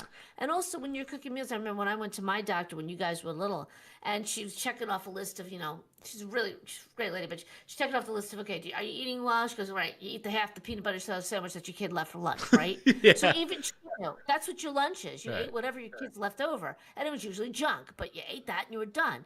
You're not going to make yourself a meal for lunch or a salad. That's so it kind of reminds me of when Zac Efron was on the Ellen DeGeneres show and they were talking about his workout and what he has to do to stay in shape for, I think it was Baywatch at the time. To your point, it's a full-time job. One, you're they have guys that are with them 24/7. So when people go, oh, I want to look like Zac Efron, you can look up all the videos and whatever you want. You're not going to look like Zac Efron unless you have about 30 grand to spend a month on steroids and PEDs and whatever you need, not to mention a nutrition coach, a gym coach. Russell Crowe was talking about Gladiator. Said, yeah, everywhere we went, we had a tent where we could work out. Yeah. Because we had to stay in shape. And anybody could use it, he said, but I came first because I had to get my scenes and all that. So like all the guys who were the soldiers in the background, if they wanted to go work out in between takes, fine. But that's their job. That's what they do. I always laugh at these entertainers. Oh, I was on the movie for 3 months. We were up every morning at 5 o'clock in the morning. We worked till midnight. Guess what? That's what people do every day for 30 years. They get on a train in the morning, and it's the same job. You're only doing it for 3 months and you're getting paid $30 million to do it. God bless you. But I also don't want to get lectured about, oh, I'm at the gym and I got to work out and I got to do this. That's your job. Right. So, all right. So this is a good one. 1 minute video game that can diagnose autism with 80% success rate unveiled by scientists. It can also differentiate it from ADHD. I don't even have to read this article. It's League of Legends, isn't it? Yeah. People who play League of Legends have autism. It's CAMI. Send it to Sprague. CAMI. Computer Assessment of Motor Initiation. You mimic someone on the screen dancing for 1 minute, which apparently all my children have autism because if you can't follow, if they can't mimic, I'm not making a joke of people. That's not nice. Ma. If you can't follow, but I say 80%, I get it because I couldn't do that. I don't think I could follow somebody exactly and mimic exactly depending on. I feel like I could. I don't know why. Well, depends on how intricate the dance is. Yeah. I could do a dance, but so anyhow, it can also determine autism versus ADHD with 70% accuracy, which that's good. It's not really, really high, but it's good. And I think it's opening up. They say it's nice. It's good because young people would rather do that than be tested. Yeah. It's more fun, especially if... Until you can't do the dances and you're like, shit, I kind of wish I took the paper test. Right. Or, is it there's still that 20% that you're not autistic and you just is a terrible dancer. Yeah, Okay? that's true too. I just wonder, to your point, what's the level of intricacy of these dances? Like, if it's something super basic where it's like just follow along doing this, then we would see. I feel like that's fairly easy to do, but I'd love to see the test. They don't have a video here of what the test For a is. reason, if it's pretty basic and you can't follow along, all right, that might be a Right. sign. Yeah, Right? I mean, exactly. obviously.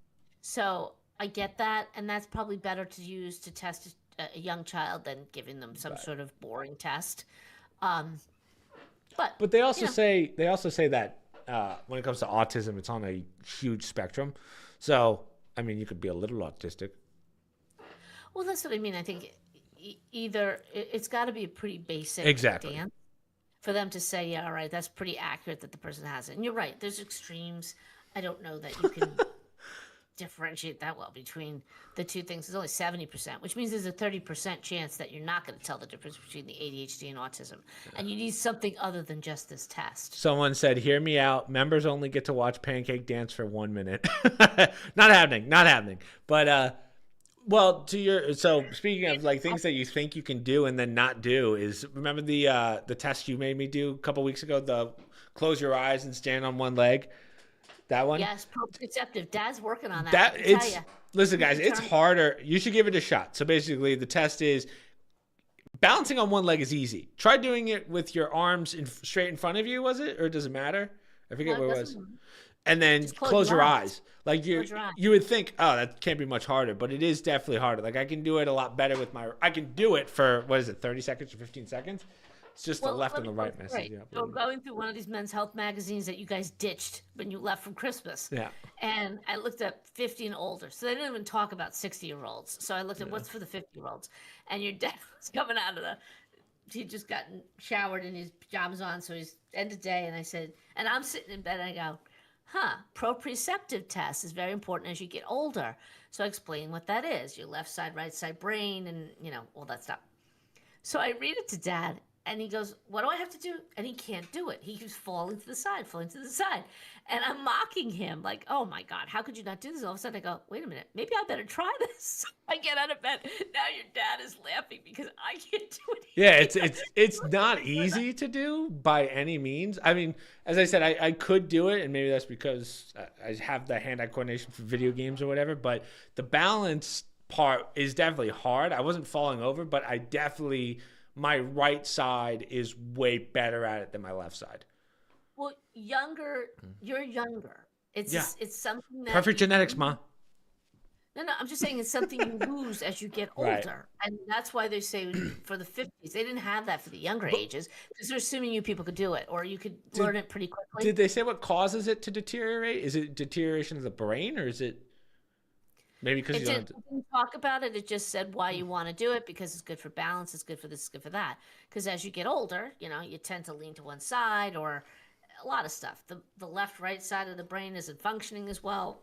We start getting the plaque as we get older. There are some physical That's true changes. too. Time to get on the nicotine. Start building those axons and neurons again. Well, the good thing is you can work on it, right? And as you remember the brain gym with the padding and Yeah, the where this you and do that. this and then pat. It's not as easy as people. Well, the the big one is the one that I remember is this one. If you can do this, you're good. That's another one, right? You have to go reverse though. So pinky to thumb. Like this is easy. It's the other way. So start pinky to thumb and then finger to thumb and then go. Right. And go back and forth. Yeah, but see, you're doing the same fingers.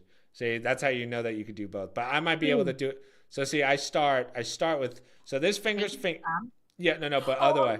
So if you can do both, and I think I have a little bit of an advantage as a guitar player, but yes, that's how you know that you have good brain connections.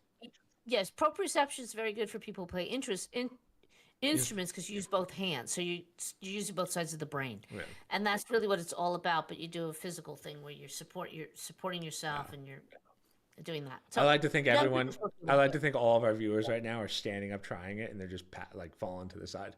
Pancake and the Kakeshop podcast made me break my hip. You take it for granted that you could do it, but you can practice it. Like your dad is getting better at it, which is good. But then my next question is, why do you need it? What's it for? Like, why do you need it? Just because? it keeps your brain sharper, Oh, right? And okay, gotcha. it's your um, proprioception. It's, as you know, when you were younger, you did those exercises to get the left and the right side of the brain working and to make sure that they're working in conjunction. So that's why they have all these things, for use the left, use the right, do these, blah, blah, blah. And that's a skill anybody can use, even people who don't struggle with that. Like, it was good for you just to, your brother did it too. It's a great way to get both sides of the, making sure both sides are functioning. So in our case, as we get older, you're more prone to fall. You're more prone to, slide, and you don't fall well because your body's stiffer and you don't, it's not so much a problem for Dad and me now, but as we start getting older, if you don't work on those skills now, it's going to become more pronounced. Gotcha. All right. I think we're pretty much good on articles. I mean, mine was I had a gaming article, Yep. but it's fine. It's a little out of the way. But, I mean, guys, we can any questions like you guys can throw anything out at the wind. This is where we do the. Someone said I know as soon as I get off the floor, I'm suing. Yeah. Any questions? Doesn't have to be about the podcast. You guys can ask us anything. Like, why is We Chris have the to do a favorite child? disclaimer now for that too. Please don't try any exercise until you get a Yeah. physician's Do we need to approval. start putting disclaimers on the podcast? Yeah. Any questions Don't about take any YouTube? investment advice from us. We Yeah. are not investment advisors. This is solely invest at your own risk. Yeah. Yeah. So yeah, any questions, doesn't have to be political. It could literally be any questions in general. We'll do like a little Q&A at the end like we normally do with the live ones. I know someone asked the other day about the pancake PRs, which I should have explained. I hung up I put the tablecloth of all the signatures on it. It actually looks really good. I put it up behind the table, my kitchen table. Uh-huh. It looks sick. I had to write some of the names on for the people that we did virtual ones with. But Can you see it clearly, or is it very faded? I'd like to get a better pen because that cloth, I need like actual paint to paint over it because you'd have to look pretty close. I'd have to Make do it, it that you way. can put pen. Yeah, because that marker isn't great. I wish it was Yeah, you need a much, white much paint better. pen and just trace over it. Yeah.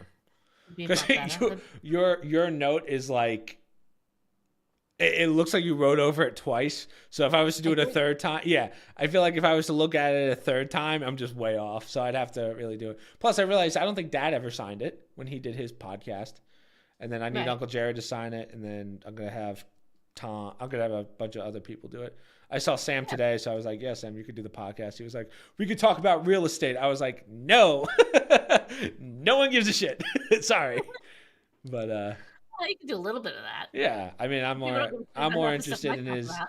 yeah, I'm more interested in the life stories. I don't really care about. I mean, of course you can get into that. I mean, Papa never signed it. I should have had Papa. One day I'd like Yeah. Papa to sign it, and then Grandma can sign it too. You're gonna have to take it with you when you travel, so people can. Which sign is it. such a nightmare because that thing. Right. If I leave that thing, I would be so bummed. But it's literally just like I could take it off at any point, which is nice. Like it literally just dangles. So yeah, There's like I had to things sign. you could do. You could like do a set size, right? A box, and have people long distance write what they want to say, and then transfer it on. Yeah, that's kind of a like it's kind of a pain though, in the sense of I don't know how much space I need, so it's easier to have someone there to sign it, or I could put the names on because I don't know. I space wise, I don't know how much I'm gonna need. So I like when people pick a spot and sign it rather than me It's tough taking to do something this. they do. You're gonna do more Zoom ones. I so it's know. not- That's why I'm like I'm gonna have to write the names myself of who was on. Yeah, So, wow, that's better to have their signature. no questions from anyone. Wow. I'll just write bigger next time when I sign. Yeah, well, I did Dave's and Jason's today because I already had the thing up, so I was like, let me write the people who have done the podcast, who like I couldn't get Papa or Dad, so I'm wondering It's if Dad again. He'll probably do. yeah, I can get Dad. Yeah. Well, I hope Dad would sign the damn cloth when he comes, but He'll sign the cloth. yeah, but besides, I have to check. Maybe he did sign it. I just didn't notice it. Dad probably wrote so small because he's like, I don't want to do this. No. Have your brother signed it? Yes, Kenny and Mike have signed it. Oh, And okay, Mike, of okay. course, Mike's signature is like this big. Yeah. I'm like, thanks, Mike. And Mr. Greta, right? You had Bill Greta do it? I think Mr. Greta signed it, yeah. I think he's in the bottom right. Oh, I also had to do it the long way, right? So not that way because you have signatures facing the table, like left side of the table, Oh, right right, side. So I had to do it down, which, right. yeah, hopefully, yeah. I'm hoping to get And you want enough. to cover the middle too. Don't worry so much about the very outside because that hangs down. You want to do the middle first and then branch out. So Exactly. So, um, somebody did that on a talk show, or was it a telethon? Any guest who was on, they had to sign the board before they came I out, and like then that they wanted. idea. Yeah. Yeah, it was kind of neat. And then people got creative and they started to write stuff, and put Yeah. messages on it. So that's kind of Well, neat. If you you kind think of do about that. it. Yeah. But I mean, over the years, if you think about it, some of the people who signed it were no longer around and they're legends in the business. So that thing Right. becomes even more valuable. Um, Because I don't know if I want that in my house. yeah. So, like, I think the next one, I'm gonna do like once that one fills up, I'd probably do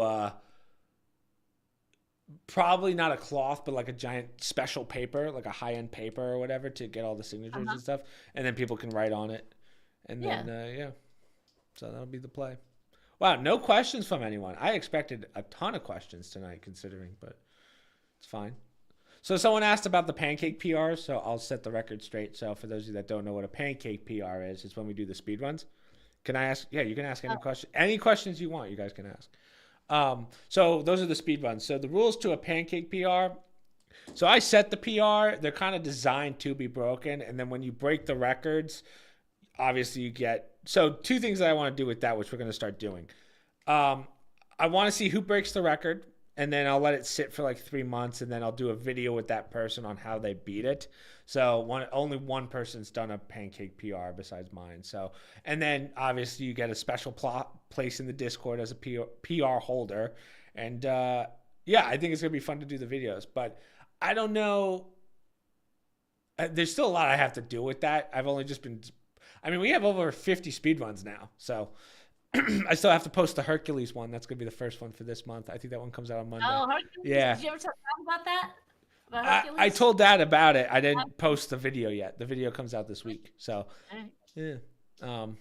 But yeah, so the PRs they're fun. I like doing them, and then I hope people beat them. And then I am curious to see, like someone, I told you when I did the first one, Gold Creeper, who's our only pancake PR holder, it took me 7 hours to beat this game.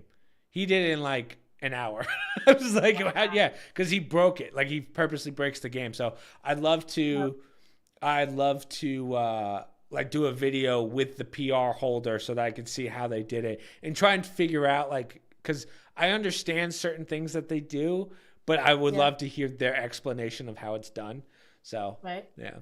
The map on the wall, just say off limits if you don't want to say. Oh, the map on the wall, that's North Carolina behind you, right? Me? Yeah, the map on your wall. Someone asked otherwise. Oh no, we have multiple. We have Tennessee, North Carolina, and Virginia. Yeah, because my parents are thinking of moving down to those states. So, mom's just taking a dart and going, That's where we're living. I'm reliving the Civil War. Yeah. Chasing all the battles of the Civil War. Yeah.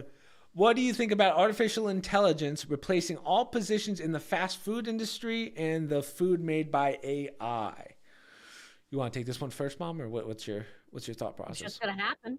Yeah.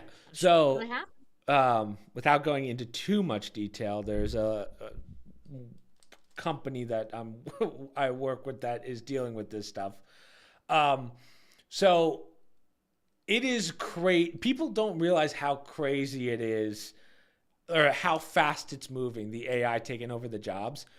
Yep. So this company is basically getting rid of movie tellers. So like the people that sell tickets at movie theaters, like those kind of jobs, those maybe have a year left. Those are pretty much done. Now, truthfully, you've been able to do that for years. They've just never bothered to do it. That's not AI. A machine can just do that.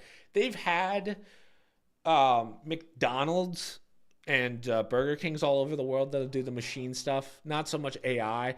I would say that AI's implementations into fast food industry and other industries, we've been able to do that for 10 years now at a minimum. So it's not really that groundbreaking. It's just a matter of, again, I don't think artificial intelligence is the issue there. I think it's just people are starting to realize that machines are just getting good enough that we don't need the job anymore.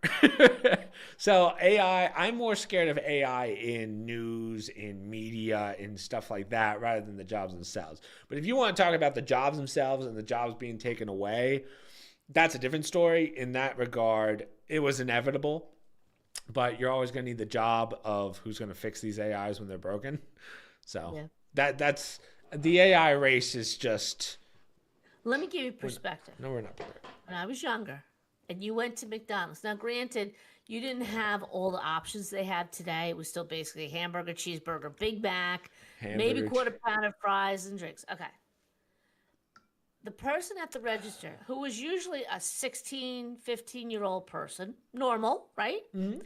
You had a pad of paper and you circled what everybody wanted and you handed that paper off and they paid for it that way. Good old days. That progressed to a computer or a cash register where they would choose, as you said, I'll take a Big Mac, I'll take French fries, I'll take a drink, and they'd have to hunt all over. That was like a 17 or 18-year-old kid, right? Okay.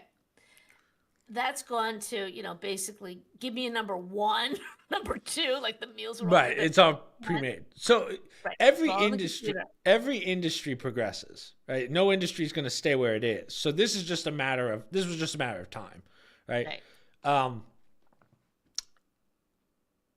I would say that the disappointing thing is the people who are in their 40s and unfortunately, or maybe fortunately, maybe they love their job, are at McDonald's working. Like those people are going to be, why pay them minimum wage when you can hire younger kids or whatever to do the bare minimum while these machines do everything else.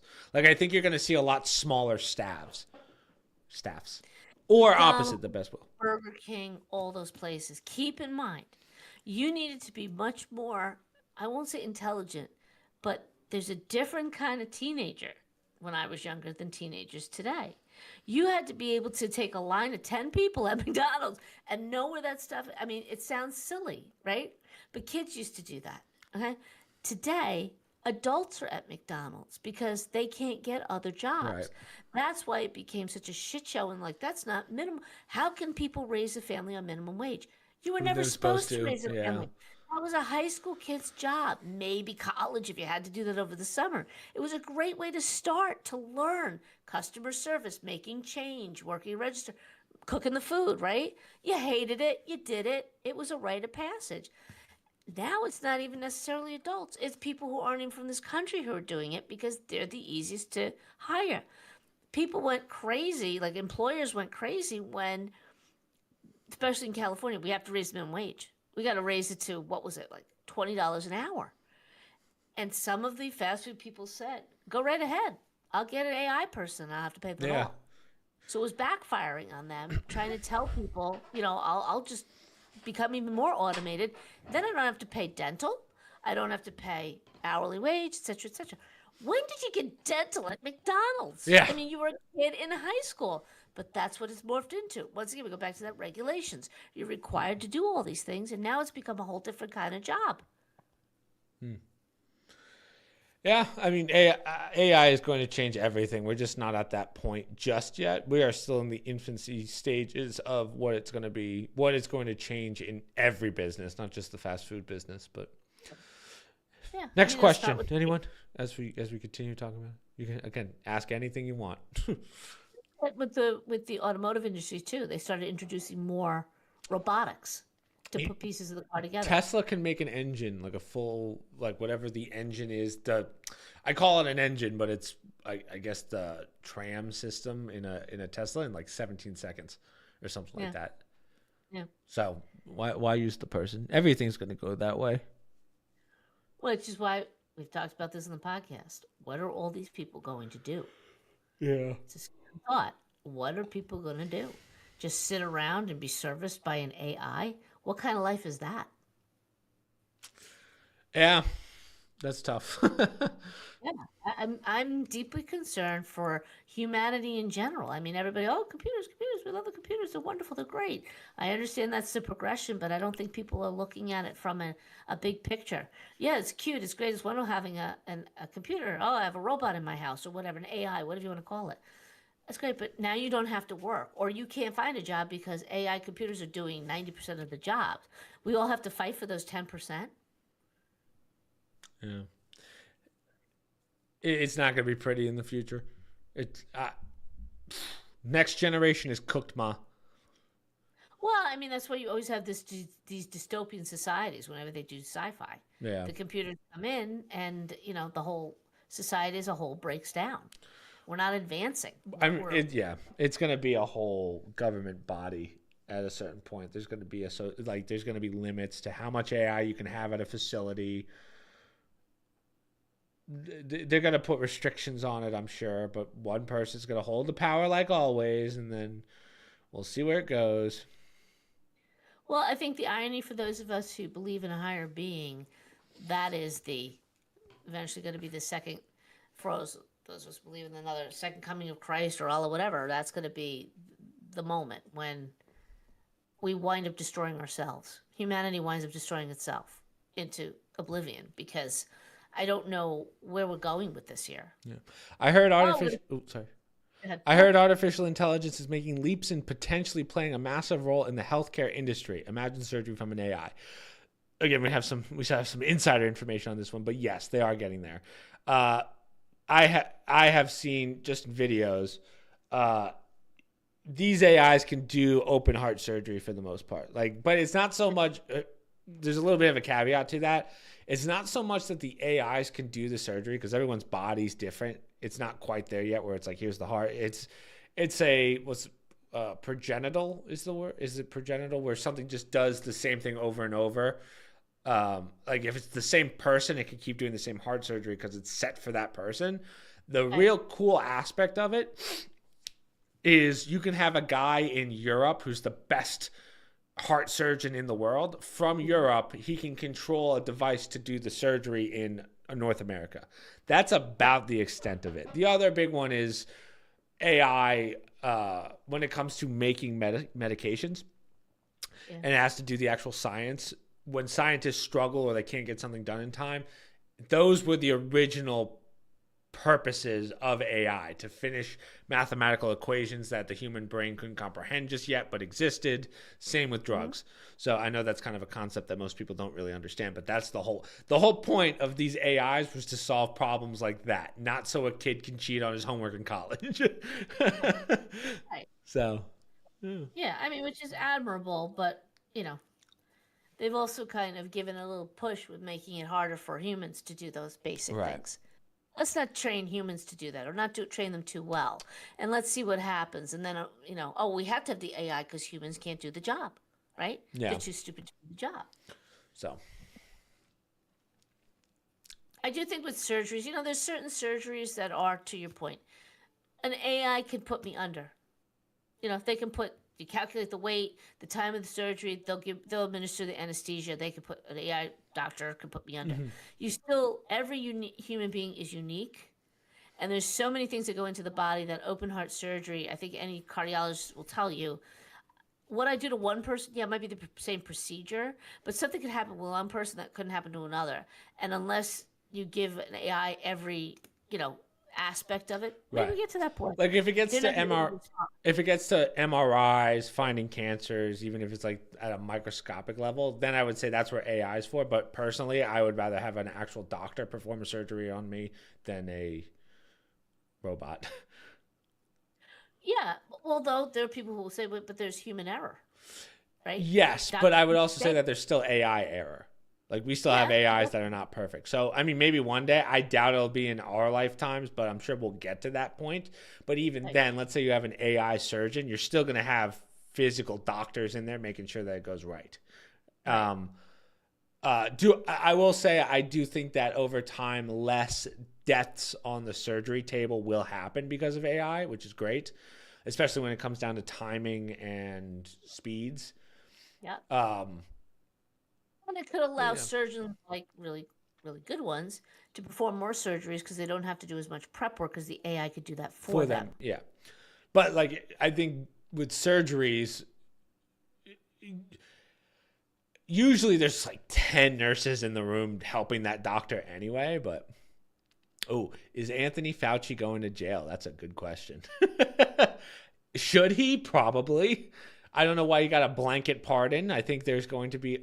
I mean, he straight up lied to the people, so yeah, I would say he should. He's. I think some of these pardons are going to be challenged. Yeah. I don't think they're going to be able to keep some of these pardons. Yeah. Do you think he? When that happens, I think he'll definitely be brought in to testify again. Yeah. I think he's definitely going to expose himself. And this isn't just a little, as silly as it sounds, this isn't just like the Bidens taking money from China as president of the United States. This was huge. This was, This is historical. Yeah. It's a. And it's right outside of our country. This is like a somebody who allegedly could be involved in like mass murder if he intentionally did things and knew better. So, anybody who's accused of that, you have to hold them accountable. You can't. Yeah, I don't think he goes to jail. I think I think everything's going to be out in the open, but I don't think he'll go to jail. I think he's just going to live the rest of his freaking. He'll live his life, do his thing, somewhere else in the world. I think people. Oh, world court. Well, I know. We've had them. Yeah, I know that. I forget who it was, but one of the countries said if you won't do anything about Fauci, bring him to us so we can put him through court. So I think you're right. It could be at a global level. Well, as I said, if I lived in another country, I'd be pissed too. If I heard this going on, they have a right to say this man caused or allegedly caused mass murder in our country by his he wasn't even negligent. They think, or they're alleging, that he knew what was going to happen with this. Right. And I tell you, Kennedy was talking about the stuff that this guy did I have a soft place in my heart for foster kids. Just the concept. Oh, yeah. And experimenting on foster children. I mean, if this is true. And dogs. I guess truth. Well, the dogs too, we're dog lovers. But as bad as dogs are, you're taking children with no parents, nobody looking out for them, and you're experimenting on them? I mean, if that were to be true, then you leap fast forward. I mean, this clown's moving into, if it's true, Dr. Mengele territory, where they experimented on the Jews and the Nazi killers. I mean, what's the difference between somebody like that just because he dresses nicer and has an email account? I mean, we really have to investigate, let's say. Tash Patel, get in there. Well, that's FBI. This is more of but Robert I want Cash Patel looking into everything, mother. Everything. What do you think about Bill Gates and his connections to the farming industry in America and trying to create lab-grown meat? Can I tell you something? I have a problem with, I forget if it was CNN, MSNBC, or one of these. They're doing interviews with Bill Clinton. Bill Gates, sorry. We know he went to the Epstein Island, and they still treat him as if nothing happened. We know he's been there multiple times. And they still, if I were him, I'd be so far out of the limelight, but okay. So first off, there's a lot of things that the Gates family and foundation does that is very sketchy. Like when he was buying up mosquitoes and everyone was wondering why the hell are you doing that? And it turns out he was trying to move tainted blood with the mosquitoes. I don't remember the full story, but I'm pretty sure. Look into that one. I'm 99% sure that that's accurate. He was trying to put COVID vaccines into the mosquitoes. Remember that? Yeah. Yeah, that's not a conspiracy. He tried doing that. Yeah, he thinks he's doing it down in other countries, and they claim, we're going to help these people, so we want to test it. Yeah. How are you going to contain those mosquitoes and don't go all over the world? Right. But he's an individual. I can't speak for the wife. I don't know her that well, but my take on him, he's just one of those people. Mom, are you saying you met Bill Clinton or Gates? Is that what you're saying? No, the way you said that made it sound like I don't know his wife too well. No, I mean, I haven't read too much about it. He's not as well published right. As he is, but he's one of these individuals that thinks he's convinced himself he's the smartest person in the world, in the room, and he's going to tell you what's best for you. Mm-hmm. That's his goal. He's borderline another one who feels like, humanity gets in the way of progress. Well, who the hell are you? You made your money in a computer system, okay? And there's some question as to how much he was really involved in that, too, right. In terms of the creativity of it or the actual creation of it. Not knocking him, living the American dream, that's fine. But, get the hell out of my food. Get out of my medical. gave you the right to decide that you could just go in and go to a country and decide you're going to try things on people. Yeah, when you go into the details of their investments as the Gates Foundation, it's a sketchy background. Like when you look at some of the investments and you're like, what the hell? So I would say that I don't trust the Gates Foundation very much. And with some of the stuff that he's been doing, it's very strange. The lab-grown meat, I mean, we had the Whopper Impossible burger, like the Impossible Whopper. And I think they found some links to certain diseases and stuff to it. So I think that's why you don't see it as much anymore. They don't promote it. But then I guess the next question is, how bad is that compared to just a regular Whopper? So I don't know. Stuff like that I don't care about. For me, it's more so the other things like the mosquitoes and stuff. One thing that was pretty cool that he did was the instantaneous water, like sewage water to clean water. It's stuff like that that's pretty cool. But then the rest, you're like, man, this is a little weird.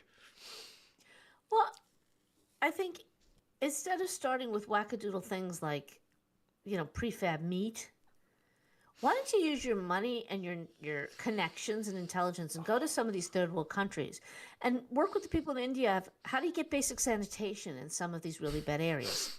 Start with that stuff. Are you trying to say India is a disgusting place, Mom? I mean, there's so many people, they don't have the infrastructure in some places. And places in Africa. That's why I say, we don't have a problem with meat here. Yeah. Maybe we eat too much of it. So maybe let supply and demand. If steak becomes $50 for one little steak, guess what? Americans won't eat as much of it. And maybe that's a good thing. I do think factory farming is a little crazy. I think we do have to, I think there's better ways of doing it, but I get it. At the same time, you have a lot of mouths to feed. But come up with a better system. Irrigation. How to work the land, why don't you spend your money and time on that? Well, that's not exciting. Nobody wants to do that. That's not, I'm going to get the Nobel Prize or whatever. I just feel like they're dabbling in things that I don't need them doing. Right. We have a food source here. We're very fortunate. And, why can't they have cattle in Africa if you make it more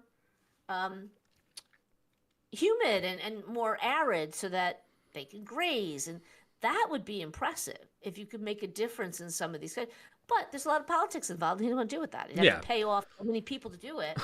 So anyhow, I just laugh at some of the shit the guy comes up with. I'm like, we've had more problems with people, not just him, but fixing things over the years, trying to change nature, and they wind up causing more trouble. Right. Any other questions, anyone? Any YouTube questions, politics questions, other questions? We'll give it a couple more minutes. We just did like 2 hours, at least. Yeah. Yep. It's funny. It goes by a lot faster when we do them live. But I guess it's because we have people talking to us. But we usually don't do 2 hours when we record, right? Like an hour and a half. But I feel like I could keep going. Maybe you can. Yeah. Some of us have other things to do. Wow. Too bad Kenny and Mike couldn't be here. We should have made. If Kenny's like, I'm gonna get a camera. I'm like, yeah, you're gonna get a camera. Sure. Yeah, sure. Oh, maybe he will. Do the 4-way podcast. Yeah, it'd be kind of neat. Something different. Mike doesn't say a single word the whole time. Do you think a major airline disaster will happen anytime soon? A major plane the size of an Airbus or a 740? I don't know, man. The way that these planes are going down right now, I think Boeing has a problem. I mean, they've been talking about the neglection that these planes... Did I just come up with that word? Yeah, you just made that up. Neglection. Wow. I'm sticking with it. It's the act of neglecting something. Neglection. There's no way that's not a word. It's not a word. It's just the neglect. It's just the neglect. The neglect. No, Chris. I'm making it work. Neglection. You can't make it work. Neglection is the act of not giving enough care or attention to something. Boom! Oh, come on. It's a word. Don't believe in people. Neglection. Is neglection a word? Neglection is borrowing from Latin. Mom, you learn something new every day from your son. Neglection. Look it up. I am looking it up. I apologize. It is a word. That sounds like so made up by you. Neglection. Boom! I'm gonna start using it every day now. Okay. Use it all the I'm gonna time. use it every day. Neglection. The Then state of being negligent or oh my negligence. god! You know when you just get to a you know when you just get to a brain level, mom, where you just start Yeah. coming up with words that are already in the dictionary. You I never know, even but when see. you shock yourself, that's really not genius. um, the amount of neglect that's happening with these major airplane manufacturers like Boeing, for instance. I'm not surprised to see these goes down. It's a little weird that we've had 4 in the past week, but yeah, I Yeah, but mean, some of those aren't big planes. yeah. The one in Philadelphia But was a who small made plane. them? Yeah, well, But yeah, I, I mean, I shit think it would happens. help if we straighten out like the air traffic controllers or the people running these things, Yeah, and you have to remember too, there are more people in the world, and people travel more, and the cost of flying is attainable for more people. So you have more planes out there. You have helicopters now. So it's like anything else. More people on the road, more chances of accidents. right. All right, guys. I think we can end it there. We got anything else? I'll do like a going once, going twice for like a minute, and then Good we can questions. wrap Good it up. questions. Yeah, Quite a few, yeah, especially about my maps. yeah. I haven't. Everything's pretty. I've been running around all day, so um, I don't know where I was going with that. I have no idea. I just wanted to remind you I've been running around all day. Maybe make me You're in some. a state of neglection. Yeah, in a state of neglection. I guess that's my way of saying I'm a little tired. Yeah. You let people go now? You're still waiting? Yeah, I guess it's been a minute, so I guess there's no other questions. So we can wrap it up there. Another 125 done, Mom. 125 podcasts. We're catching up. 125 on to 125. Whoa. Oh, That. okay. Now I'm Whoa. gonna make me some chocolate chip pancakes. I'm excited. Don't tell grandma she's going to want a lottery ticket with the numbers 2, 1, and 25 in it. Oh, here's a question real fast. It's not so much a question, but we talked about this last time. Have y'all seen any car-sized drones in the skyline, folks, or in Jersey? Well, we talked about this on the last one. Remember where that was like the biggest news in the country, and then all of a sudden it was just forgotten. They did talk about that in the what's her name? The new press secretary was like, yeah, no, apparently the Biden administration knew about it, but they just decided not to tell you.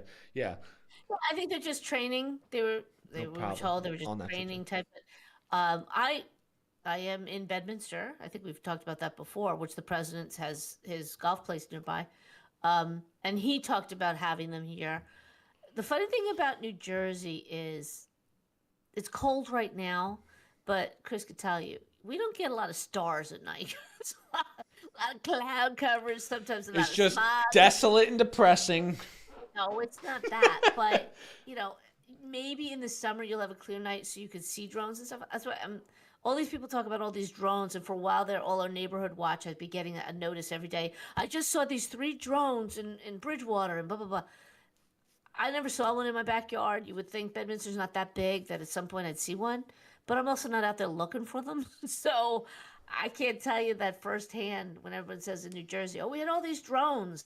I don't know anybody who's seen one personally. Not that I know that many people, but you'd think, what are we, 2 square miles our town, 5 square miles? You'd think I would have seen one at some point, and I really haven't. Yeah. So.